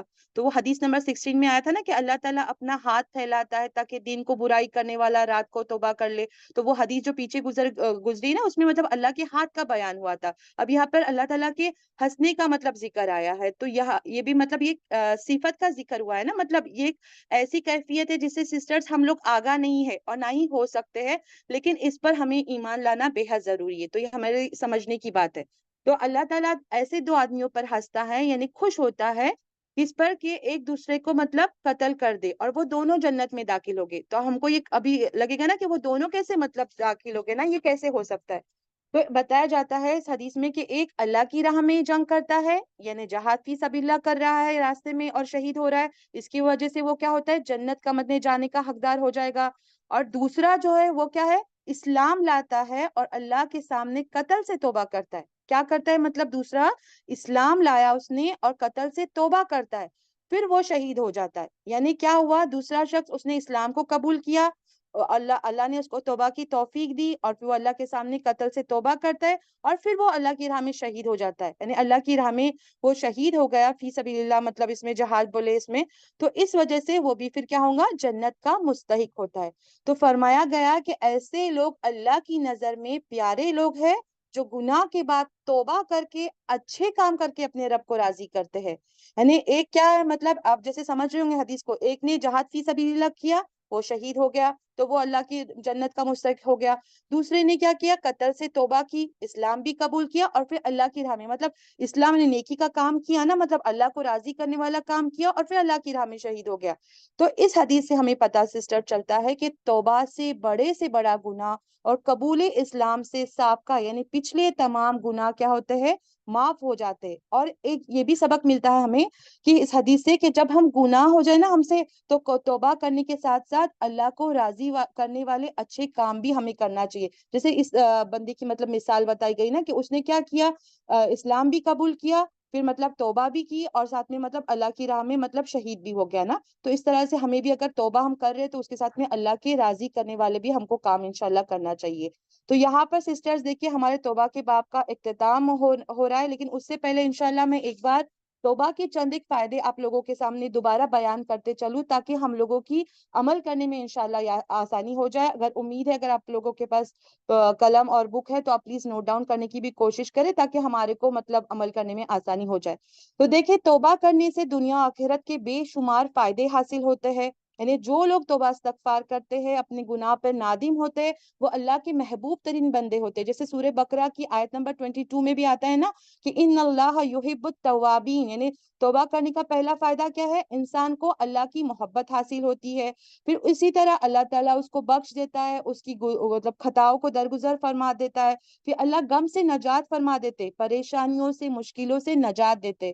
پھر اسی طرح تنگ دستی سے نجات، رزق میں خوشادگی، مال و دولت کی فراوانی، مطلب باقاعدہ اس سے مطلب ریلیٹڈ ہمارے قرآن میں مطلب دلیلیں ملتی ہے مطلب۔ اور پھر ایسی جگہ سے رزق ملتا ہے جہاں سے سوچا بھی نہیں ہوگا انسان نے، گمان بھی نہیں ہوگا ہمیں نا، مطلب یہ توبہ کے مطلب کرنے کے فائدے ہیں۔ پھر مال میں اولاد میں اضافہ، اور بہت ہی بہترین پوائنٹ یہ کہ انسان کا دل سیاہ ہونے سے بچ جاتا ہے۔ جیسے ہم گناہ جب کرتے ہیں نا سسٹرز، تو ہمارے دل پہ ایک سیاہ نقطہ مطلب پڑتا ہے، اور جیسے جیسے گناہ ہم کرتے تو مطلب وہ گناہ سے مطلب داغ بڑا ہونے پر لگنے لگتا ہے، لیکن جس طرح سے ہم توبہ کرنے لگتے ہیں نا تو وہ داغ مطلب مٹتا چلا جاتا ہے۔ تو یہ فائدہ ہے کہ انسان کا دل سیاہ ہونے سے کیا ہو جاتا ہے، بچ جاتا ہے۔ پھر اسی طرح سے سسٹرز فائدہ کیا ہے مطلب توبہ استغفار کا اور توبہ کا، کہ بڑے سے بڑا گناہ معاف ہوتا ہے، مطلب جس میں کہا جاتا ہے کہ شرک جیسا گناہ، زنا جیسا گناہ، لیکن اس کے لیے شرط بتائی گئی ہے کہ ایمان کے ساتھ عمل صالح بھی کرنا پڑے گا۔ پھر سچی توبہ کرنے سے عظیم فائدہ آپ یہ بھی دیکھیے کہ اللہ گناہوں کو نیکی میں تبدیل کرتے، یعنی جو گناہ ہم نے کیے نا ان کو اللہ تعالیٰ نیکی میں تبدیل کرتے، لیکن اس کی شرط یہی ہے کہ سچی ہمیں توبہ کرنی چاہیے۔ پھر اسی طرح سچی توبہ سے انسان جنت کا مستحق ہو جاتا ہے، جس کا سورہ تحریم میں بھی ذکر آتا ہے۔ پھر اسی طرح جب انسان سچی توبہ کرتا ہے تو اللہ تعالیٰ اس سے خوش ہو جاتا ہے۔ تو ہر کوئی چاہتا ہے نا کہ اللہ تعالیٰ ہم سے خوش ہو۔ تو سسٹرز یہ چند ایک پوائنٹ تھے، اور یہ مجھے بہت عظیم ترین مطلب فائدے لگتے ہیں توبہ کرنے کے۔ تو اللہ سے دعا ہے کہ اللہ تعالیٰ ہمیں عمل کی توفیق دے، سچے دل سے توبہ کرنے کی توفیق دے، اور واقعی ہم اس کی طرف رجوع کرنے والے ہو، جس سے اس کی رحمتیں ہم سب پر برسے نا۔ تو آخر میں اس دعا کے ساتھ توبہ کے باب کا اختتام کرتی ہوں، جس کے ذریعے آدم علیہ السلام اور حوا علیہ السلام کی توبہ قبول کی گئی تھی۔ اللہ ہم سب کی بھی جان کر اور انجانے میں ہونے والی تمام گناہوں کو معاف کرے اور ہماری توبہ قبول کرے۔ ربنا ظلمنا انفسنا وان لم تغفر لنا وترحمنا لنکونن من الخاسرین۔ الحمدللہ یہاں پر توبہ کا باب اختتام پر ہے۔ انشاءاللہ اسی کے ساتھ میں اپنی آگے ساتھی نسیمہ آپا کو دعوت دیتی ہوں کہ وہ آگے کا جو ٹاپک ہے اس کو بیان کرے۔ جزاکم اللہ خیرن کثیرن۔ السلام علیکم ورحمۃ اللہ وبرکاتہ۔ وعلیکم السلام ورحمۃ اللہ وبرکاتہ۔ جزاکم اللہ خیر۔ چلیے تھوڑا سا ہو گیا ابھی توبہ یہ جو حدیثیں تھی نا امام نووی نے جو سب بک میں سے تھوڑی تھوڑی جو لے کر آئے تھے اس کے بارے میں ہو گیا. سب سے پہلے تو سب کو السلام علیکم ورحمۃ اللہ وبرکاتہ. یہاں پہ ہم لوگ کا توبہ کا باب ختم ہو گیا الحمدللہ. نیکسٹ باب ابھی ہم لوگ کا ہوگا صبر کا بیان. اس کے لیے تو بھی ہمارے پاس وقت نہیں ہے تو تھوڑا سا بھی ہم لوگ چلے دیکھتے ہیں کہ ہم جو لاسٹ ٹائم جو بات ہوئی تھی نا ہم نے اطاعت رسول صلی اللہ علیہ وسلم کی اور اتباع پہ جو بات کر رہے تھے اس سلسلے میں قرآن پاک کی جو آیات ہم نے مشتمل تھی اس کے احکامات جو تھے نا تو آپ کے سامنے لاسٹ کلاس میں ہم نے تھوڑے سے رکھے تھے انشاءاللہ الحمدللہ. اس کے بعد ہم لوگ دیکھتے ہیں کہ اللہ نے ہی رسول صلی اللہ علیہ وسلم کی اطاعت اور اتباع کا حکم دیا ہے. اس کا جو ہے نا سورہ عمران آیت نمبر 32 میں اس کا ذکر آتا ہے. اس کا ترجمہ اللہ سبحانہ تعالیٰ کی اطاعت کرو اور رسول صلی اللہ علیہ وسلم کی اطاعت کرو. اس طرح سے یہاں پہ بات آتی ہے. تھوڑا سا ہم اس میں سے تھوڑی تھوڑی سی بات بتائیں گے نا تو کیا کریں گے اتباع کیسی کرنی ہے اطاعت کس طرح کرنی ہے یہ بات یہاں سے تھوڑی تھوڑی پتہ چلے گی ہم کو انشاءاللہ. تو کیا ہے رسول صلی اللہ علیہ وسلم کی اطاعت دراصل کیا ہے اپنی ہی اطاعت بتائی گئی نا. اللہ تعالیٰ نے کیا بتایا رسول صلی اللہ علیہ وسلم کی اطاعت کیا ہے دراصل ان کی ہی اطاعت بتائی گئی. جیسے فرمایا سورہ نساء میں بھی آتا ہے 59 آیات نمبر ہے. آپ لوگ انشاءاللہ تھوڑی تھوڑی آیاتیں نا نوٹ ڈاؤن کریں تو آپ لوگ جا کے اگر کھول کے دیکھو گے بھی نا تو سمجھ میں آئے گا انشاءاللہ. کیونکہ یہاں تھوڑا ٹائم کا تھوڑا یہ چل رہا ہے تو اس کی وجہ سے تھوڑا سا ہم اس کا ترجمہ پڑھنے کی کوشش کریں گے. اس کا ترجمہ کیا سورہ نساء 59 آیات. جس نے رسول اللہ صلی اللہ علیہ وسلم کی اطاعت کی اس نے اللہ ہی کی اطاعت کی. پھر ہم لوگ دیکھتے آگے حضور اکرم صلی اللہ علیہ وسلم کی اتباع کے بارے میں ہے نا ہمیں بہت تلقین فرمائی ہے کہ کس طرح سے کہا گیا. سورہ آل عمران میں بھی فرمایا گیا 31 نمبر آیات ہے یہ. اس کا ترجمہ ہے ان لوگوں کو بتا دیجئے کہ اگر تمہیں اللہ سے محبت ہے تو تم میری اتباع کرو یعنی رسول صلی اللہ علیہ وسلم کا. اس کے نتیجے میں اللہ تم سے محبت کرے گا اور تمہارے گناہوں کو بخش دے گا. ایسے یہ بات پتہ چلتی ہے. تو کیا ہے حضور صلی اللہ علیہ وسلم کی اتباع کیا ہے آپ کی پیروی کرنا آپ کو فالو کرنا اللہ کی محبت اور انسان کے لیے بخشش کا سبب ہے. کیا ہے حضور صلی اللہ علیہ وسلم سے اتباع کریں گے ان کی پیروی کریں گے تو کیا ہوگا اللہ سبحانہ تعالیٰ کی محبت اور انسان کا کیا ہے گناہوں کی بخشش کا سبب ہے. پھر ہم لوگ دیکھتے صحابہ اکرام کی جو ہے نا تمام تر زندگی کیا ہوئی آپ صلی اللہ علیہ وسلم کی اطاعت پر ہی تھے نا وہ مبنی تھے. اور اس کی جو بے مثال مثالیں جو آپ صلی اللہ علیہ وسلم کی زندگی میں ملتے مطلب صحابہ کس طرح زندگی گزارتے تھے نا کس طرح سے ان کا طرز عمل تھا. تو جب تک حضور صلی اللہ علیہ وسلم کی ذات ان کے جب درمیان میں موجود تھی نا آپ صلی اللہ علیہ وسلم کے ساتھ تو اس وقت تک تو نہیں نا کہ قرآن پاک کی تفصیل ہو سکتی اور نہ ہی وہ احکامات جو اللہ تعالیٰ نے حضور صلی اللہ علیہ وسلم کو لوگوں کی تعلیم اور ہدایت کے لیے دے کر بھیجا تھا. تو ان احکامات کی تعمیل نہ ہی ہو سکے گی نا. کب ہوں گی تعمیر اس کی ان احکامات کی جب لوگ اطاعت کرتے ہوئے نظر آئیں گے ہے نا. تو تمام تر چیزیں کیا ہے بے مقصد ہو کر رہ جاتی ہے. اگر ہم لوگ کیا کریں گے ان احکامات کی تعمیل نہ ہوں گی تو کیا کریں گے اور ہم اطاعت نہیں کریں گے نا تو اس وقت کیا تمام تر جو چیزیں بے مقصد ہو کے رہ جائیں گی. پھر ہم لوگ کیا دیکھتے ہیں کہ حضور صلی اللہ علیہ وسلم کی حیثیت نہ صرف اس حکم دینے والے نے مطلب جو آپ صلی اللہ علیہ وسلم کو جو حکم دے کے بھیجا گیا تھا کہ ایک عام شخص کی طرح تو نہیں ہے نا وہ یا دنیا کے کسی لیڈر کی طرح بھی نہیں بلکہ کیا ہے آپ صلی اللہ علیہ وسلم دراصل اللہ سبحانہ تعالیٰ کی طرف سے لوگوں کے لیے ایک ایسی ہستی کے طور پر معمور ہوئے جن کا اتباع دین کا ایک حصہ قرار پایا. کیا ہے یہ آپ صلی اللہ علیہ وسلم کا کیا اتباع کیا ہے دین کا ایک حصہ قرار پایا. اور ان کی حکم کی مخالفت کریں گے تو کیا ہو جائے گا اگر آپ صلی اللہ علیہ وسلم کی مخالفت کرے تو کیا ہوگا دراصل دین کی مخالفت قرار پائے گی ہے نا. تو ہمیں کیا کرنا ہے آپ صلی اللہ علیہ وسلم کی اتباع کرنی ہے اور اطاعت کرنی ہے. تو حضور تو قرآن پاک میں ہی نہیں بلکہ اس کی حکمت کی ان تمام باتوں کی جو تعلیم ہے نا دینے کے لیے ہم کو بھیجا گیا. کس کو آپ صلی اللہ علیہ وسلم کو. تو آپ صلی اللہ علیہ وسلم کو عنایت ہوئی نا تو ان کو قرآن پاک کے ساتھ ساتھ کیا دیا گیا حدیث سنت رسول دی گئی. تو اللہ تعالیٰ فرماتے ہیں سورہ ال عمران میں 164 اس کا ترجمہ پڑھتے ہیں الحمدللہ. اللہ نے مومنوں پر بڑا احسان کیا ہے انہی میں سے ایک رسول ان کے درمیان بھیجا ہے نا.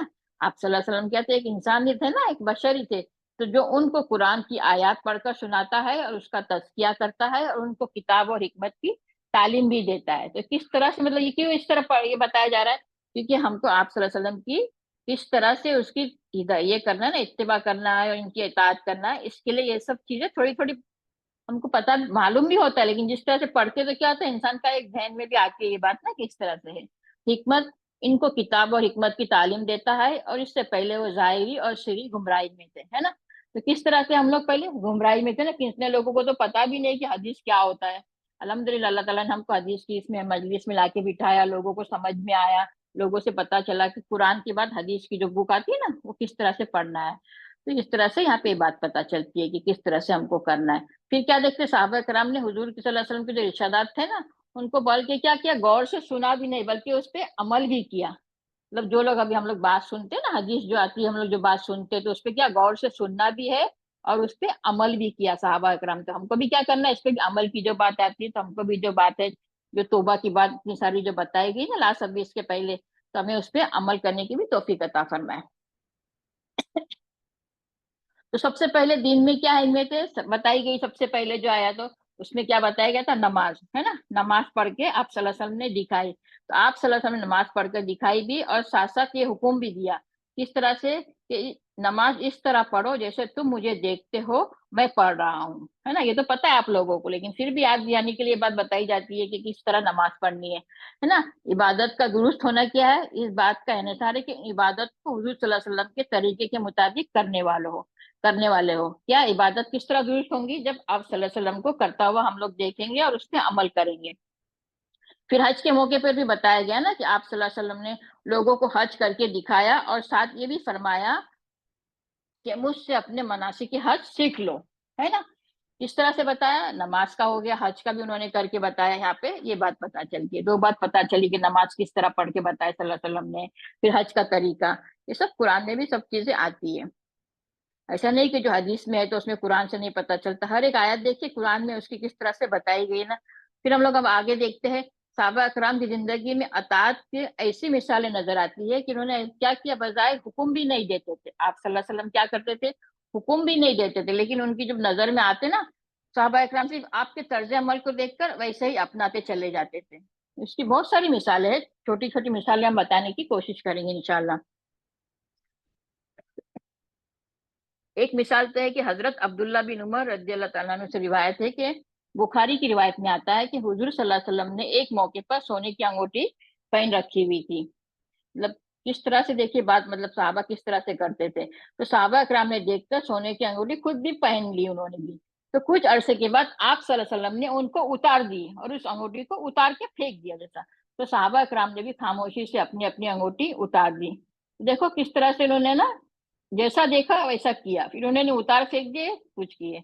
उन्होंने ये पूछा भी नहीं कि आपने क्यों बनवाई, और ना ये पूछा कि क्यों उतार दी, है ना। साहबा ने जैसा कि आपको देख लिया, एक चीज को नापसंद किया तो उन्होंने भी नापसंद किया, एक चीज को उन्होंने जो पसंद किए फिर वैसा किए। उन्होंने नापसंद किए, उन्होंने ये नहीं किया कि हाँ ऐसा क्यों किए, ऐसा नहीं पूछा ना उन्होंने कोई भी चीज को।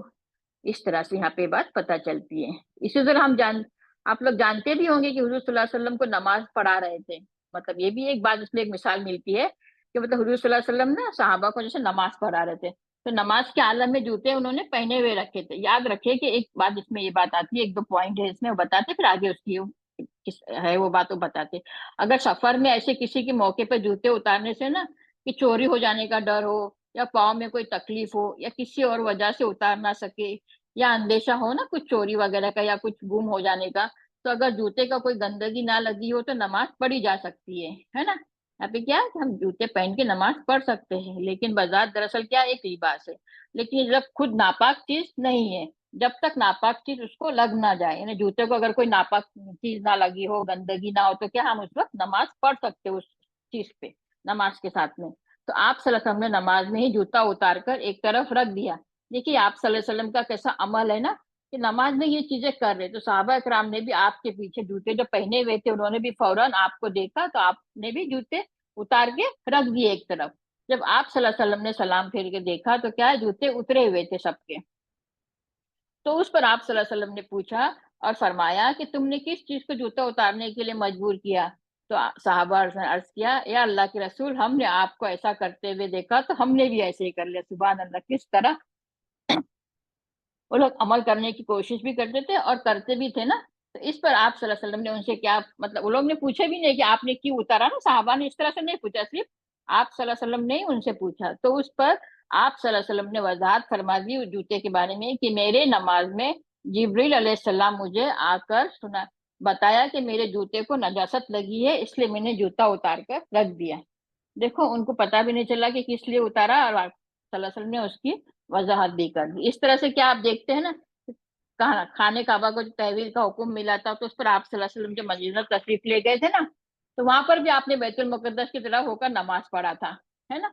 ऐसे ये बात पता चलती थी। उसके बाद जो हुक्म आया था कि सब अपना अपना रुख खाने काबा की तरफ मोड़ ले, तो आप सल्लल्लाहु अलैहि वसल्लम जब ये आयत नाज़िल हुई तो आप उस वक्त भी नमाज पढ़ा रहे थे। उस वक्त भी क्या हुआ था खाने काबा का भी, कि उस नमाज के वक्त ही हम लोग ने अपना किबला जो वो रुख चेंज कर लिया था। यहाँ से ये बात पता चलती है। हाँ, इसके बाद में एक वो ये था, एक चीज बहुत अच्छी बताए थे उन्होंने, जैसा कि नमाज के बारे में था ना, तो इब्ने साद है तबकात, इब्ने साद की बुक में एक बात आती है, मतलब जो नमाज पढ़ने की जो बात आती है, तो उन्होंने किताब का नाम बताए थे कि आप सल्लल्लाहु अलैहि वसल्लम ने सहाबा कराम को मस्जिद नबवी में 2 रकात नमाज पढ़ाई, फिर आपको खाने काबा की जानिब रुख करने का हुक्म दिया, तो आप उसी हालत में मुड़ गए और आपको देखकर सब सहाबी भी आपकी तरफ मुड़ गए। तो यहाँ पर ये भी बात याद रखिए कि जहाँ मदीना में जहाँ है ना बैतुल मुकद्दस एक तरफ से है और खाना काबा क्या है उसके बिल्कुल अपोजिट डायरेक्शन में पड़ता है। तो इस तरह से यहाँ पे ये बात पता चलती है। यहाँ से देखो कितनी अच्छी बात हम लोग को पता चल रही है ना, एक एक एक एक कि अल्लाह ताला हम लोग को किस तरह से कुरान से और उससे बता चलती है हमको ये सब बातें। फिर हम लोग देखते हैं एक बात इसमें पता चलती है कि अब्दुल्ला बिन मसूद से रिवायत है कि हुजूर सल्लल्लाहु अलैहि वसल्लम एक खुतबा इरशाद फरमा रहे थे। मतलब एक खुतबा हो रहा था, तो हुजूर क्या कर रहे थे, हुजूर सल्लल्लाहु अलैहि वसल्लम अपने जबान मुबारक से ये अल्फाज सुने कि लोगों बैठ जाओ, मतलब वो खुतबे में अपनी बात ये कर रहे थे, कंटिन्यूस कर रहे। तो जब आप खुतबा दे रहे थे तो लोग खड़े थे, तो आपने एक मर्तबा फरमाया बैठ जाओ। तो मतलब कितनी उनकी ये करते थे आप लोग, देखिए कितनी अच्छी बात है यहाँ पे कि लोग ये सुनकर जहां थे वहां खड़े थे वहीं बैठ गए, कुछ मस्जिद के दरवाजे पे बैठ गए और जहां मतलब अल्फाज उन्होंने सुने आप सल्लल्लाहु अलैहि वसल्लम के वहीं पर बैठ गए। किसी ने ये भी नहीं देखा कि 2 कदम कुछ आगे या पीछे होकर बैठ के देखे ना, या कोई अच्छी जगह ढूंढ के वहां बैठ जाए। हम लोग सुने तो बोले कहाँ बैठना है, कहाँ, हम पहले तो इतना हम लोग ये करते रहेंगे। इस तरह से नहीं, जहाँ हुक्म हुआ मतलब जहाँ उन्होंने सुना, हुक्म भी नहीं तो खुतबे की बात हो रही थी, जहाँ देखे वहीं पे आवाज आई कानों में वहीं बैठ गए। सुभान अल्लाह। हुजूर सल्लल्लाहु अलैहि वसल्लम ने देखा कि अब्दुल्ला बिन मसूद ऐन दरवाजे पर बैठे हुए मस्जिद के, तो आपने दौरान खुतबा फरमाया अब्दुल्ला बिन मसूद आगे आ जाओ। मतलब यहाँ पे क्या बात हो रही है, यहाँ पर कि मतलब उनको कहा कि आगे आ जाओ। तो यहाँ पर क्या देखेंगे हम लोग कि आने का 2 हुक्म क्यों दिया उन्होंने, है ना, उनको आगे आने का हुक्म क्यों दिया। एक तो वो दरवाजे पे बैठे हुए थे, है ना, और दूसरी बात क्या थी कि हुजूर सल्लल्लाहु अलैहि वसल्लम की मजलिस में करीब तर वो लोग थे जो दीन में ज्यादा समझ बूझ और ईमान में ना सबसे पहले सबकत ले गए थे। इस तरह से, इस वजह से ये 2 बात यहाँ से पता चलती है कि किस तरह से आप सल्लल्लाहु अलैहि वसल्लम ने उनको आगे बुलाने के लिए या जो चीज भी कुछ करने के लिए उनको यहाँ पर कहा गया, है ना। अब आगे देखते हैं हम लोग कि बाज औक़ात हुज़ूर सल्लल्लाहु अलैहि वसल्लम की कुछ चीजों में से हमें इख्तिलाफ करते हुए भी नजर आते हैं। इस तरह से नहीं था कि हाँ आप सल्लल्लाहु अलैहि वसल्लम की हर बात मानते, हर चीज करते, कोई कोई बात में इख्तिलाफ होता, लेकिन इस बात का इख्तिलाफ नहीं होता कि कुरान और सुन्नत से लेके कोई बात इख्तिलाफ होता। तो यहाँ पे देखेंगे कि इख्तिलाफ किस चीजों में जो बात बताई गई है ना, वो किस तरह से यहाँ पर आती है। जहाँ अतात की मिसालें मिलती है तो वहां पे क्या है, किसी बात को पे करने या ना करने, क्यों किया क्यों नहीं किया, ऐसे नहीं कहते थे ना साहबा लोग। तो यहाँ पर देखते हैं कि हम लोग हुज़ूर सल्लल्लाहु अलैहि वसल्लम की जो राय थी ना, तो उसमें क्या था, साहबा इकराम की राय की बाज़ औक़ात मुख्तलिफ होती थी। एक ऐसी राय थी जिसमें मुख्तलिफ बताई गई, तो ये किन किन मौके पे होता था और किस वक्त ऐसा होता था। तो इनके इसमें क्या ईमान का तकवा का मुनाफी थी ये बात नहीं, बल्कि क्या इसके मुकाबले में वो दुनिया के किसी मामले में होता था जिसमें कुछ लोग आप सल्लल्लाहु अलैहि वसल्लम से ज्यादा इस मामले में, इस मामले के बारे में ज्यादा इल्म रखते थे और एक बेहतर राय इख्तियार करने का मशवरा देते थे। तो मतलब क्या था, दीन और कुरान और सुन्नत से नहीं, लेकिन कौन सी बात, दुनिया की बातों में। तो मिसाल के तौर पे जब एक सहाबी थे हजरत खुब्बाब बिन मंजर ने एक दफा इस्लामी फौज के उतरने की जगह के बारे में हुजूर सल्लल्लाहु अलैहि वसल्लम के बारे में इख्तिलाफ किया। यहाँ पे क्या हुआ, उन्होंने बताया कि यहाँ नहीं करना चाहिए, यहाँ करना चाहिए, तो मतलब दूसरी जगह उन्होंने बताई उनको, किसने, हजरत खुब्बाब बिन अर्त। आप सल्लल्लाहु अलैहि वसल्लम ने क्या कहा, जो लश्कर आने के लिए ज्यादा मुफीद था ना, उन्होंने जो बताया वो जगह, तो उन्होंने क्या, ये नाफरमानी में शामिल नहीं होती ना ये जो चीजें अगर बताई जाती है ना हमको, क्योंकि ऐसी चीजें क्या, हुजूर सल्लल्लाहु अलैहि वसल्लम एक नबी थे ना, एक इंसान होने के साथ एक इंसान भी थे, ये बात यहाँ पे बताई गई है। तो क्या है, एक इंसान होने के हैसियत से आपने जो काम किए, और जो राज तो अपनी हुक्म से नहीं आता था ना, जो भी कुछ करते थे वो, और वो अपनी जात, आप सल्लल्लाहु अलैहि वसल्लम क्या था, उनका जाती इज्तिहाद की बिना पर भी कोई बात नहीं कहते थे, है ना। तो क्या है, इस तरह से यहाँ पे जो बताया गया ना, तो क्या है, मशवरा दिया ना हजरत खुब्बाब बिन मुंजर ने। तो ऐसी सूरत में क्या है, जो सहाबा इकराम मशवरा देते थे ना और जो लेते थे, आप सल्लल्लाहु अलैहि वसल्लम को हुक्म फरमाया करते थे अल्लाह ताला ना, کہ کس طرح سے. تو اس کا جو آیا تھا، یہ جو آتا ہے نا قرآن میں بھی، اس میں آتا ہے سورہ ال عمران میں 159 میں. تو کیا ہے اس کا ترجمہ؟ انہیں شریک مشورہ رکھا کرو، یعنی کہ مشورہ کیا جائے اور اس کے بعد اس پہ عمل بھی کیا جائے. اس طرح سے نہیں کہ جو ہم نے ایک مشورہ دے دیے تو اس پہ ہاں چلو انہوں نے مشورہ دے دیے تو نہیں ہنسی مذاق میں اس کو وہ بات وہاں سے گزار دے. نہیں، حقیقت میں کیا مشورہ کیا ہے؟ مشورہ نہ ہو بلکہ ایک اس کی کوئی حیثیت دی اور اس پہ عمل کرنے کا بھی حکم دیا گیا. تو حضور صلی اللہ علیہ وسلم نے، اللہ نے خود حکم دیا کہ جب کوئی کام کرنے لگتے ہو تو جس میں کیا براہ راست وہ ڈائریکٹ حکم نہیں ہوتا تو مشورہ کیا کرتے تھے، ہے نا. اس میں کیا مشورہ کرنے کی یہاں پہ بات آتی ہے کہ آپ صلی اللہ علیہ وسلم لوگ، اور کیا ہے جو صحابہ سے جو اختلاف ہوتی تھی نا، جو بات، تو اختلاف کی بات نہیں آتی یہاں پہ. جو بات صحابہ کو جو پتہ ہوتا تھا نا وہ بات وہاں پہ وہ بتانے کی پوری کوشش کرتے تھے. آپ صلی اللہ علیہ وسلم کیا کرتے تھے؟ اس پہ غور و فکر بھی کرتے تھے اور اس کے بعد کیا آپ کی رائے اختیار کر لیتے. اور پھر اللہ تعالیٰ حکم نے دیا کہ سورہ ال عمران میں 157 سے تو کیا ہے کہ آپ عزم کر لے، پختہ ارادہ کر لے تو اس پر اللہ پر توکل یعنی بھروسہ کر لیا کریں، ہے نا. جو وہ بات بتاتے تھے تو کیا کرتے تھے؟ اس کا پختہ ارادہ بھی کر لو اور اس پہ توکل بھی کر لو. یہاں سے یہ بات پتہ چلتی ہے کہ صحابہ اکرام بھی اپنی رائے رکھ سکتے ہیں. اسی طرح ہم لوگ بھی مشورہ کر سکتے ہیں نا آپس میں، ایک دوسرے سے بھی کوئی بھی چیز ہو، گھر کی چیز ہو، جو کچھ بھی ہو. اللہ تعالیٰ کرے کہ ہم سب کو نیک توفیق دے، آمین رب العالمین. اسی طرح بھی ہم آگے دیکھتے ہیں کہ بعض اوقات کے صحابہ اکرام کے سامنے ایسی بات فرماتے کہ ان کو انوکھی یا نرالی ہوتی تو کیا کرتے صحابہ اکرام؟ ان کی جو حکمت اور مصلیحت ہوتی نا وہ دریافت کر لیا کرتے تھے. تو حکمت اور مصلیحت کی جو بات آتی ہے نا، دین کی حکم ہے نا، کیا اس میں حکمت اور مصلیحت کے بارے میں جو سوال کرنا کیا ہوتا ہے؟ ہم کوئی بھی دین کے بارے میں، کوئی بھی اس کے بارے میں سوال کرتے ہیں نا تو کیا ہوتا ہے؟ کفر کا سوال نہیں ہوتا ہے نا. ہم دین کے معاملے میں سوال کر سکتے ہیں کہ کس طرح سے. تو سوال کیا ہوتے ہیں؟ دو طرح کے ہوتے ہیں. ایک تو دین کسی حکم پر عمل نہیں کرنا چاہتے، ہے نا. سوال کون لوگ کرتے ہیں؟ آپ نے سورہ بقرہ میں بھی پڑھے کہ کس طرح سے جو سوال کی بات ہوئی تھی. تو کیا ہے؟ دین کے کسی حکم پہ عمل نہیں کرنا چاہتا تو آپ سوال پہ سوال کر کے صرف یہی چاہتے ہیں کہ کسی طرح سے اس سے ہمیں چھٹکارا ہو جائے، ہے نا، یا کسی طرح سے اس معاملے سے ہماری جان چھوٹ جائے. تو یہ ایک الگ بات ہے. لیکن اگر کسی معاملے میں نا کوئی شخص یہ پوچھے کہ اس کے کرنے کا کیا فائدہ ہوگا یا اس کے نہ کرنے کا کیا نقصان ہوگا، تو یہ کیا ہے؟ اس حکم کی کیا مصلیحت کیا ہے؟ غور و فکر کرنا چاہیے ہم کو کہ حضور صلی اللہ علیہ وسلم کے احکامات پہ آج کے دور میں غور و فکر اور ان احکامات پہ عمل کرنا یا مصلیحت کو جاننا کیا ہے؟ ثواب کا کام ہے اور اس میں گناہ کی کوئی بات نہیں ہے نا.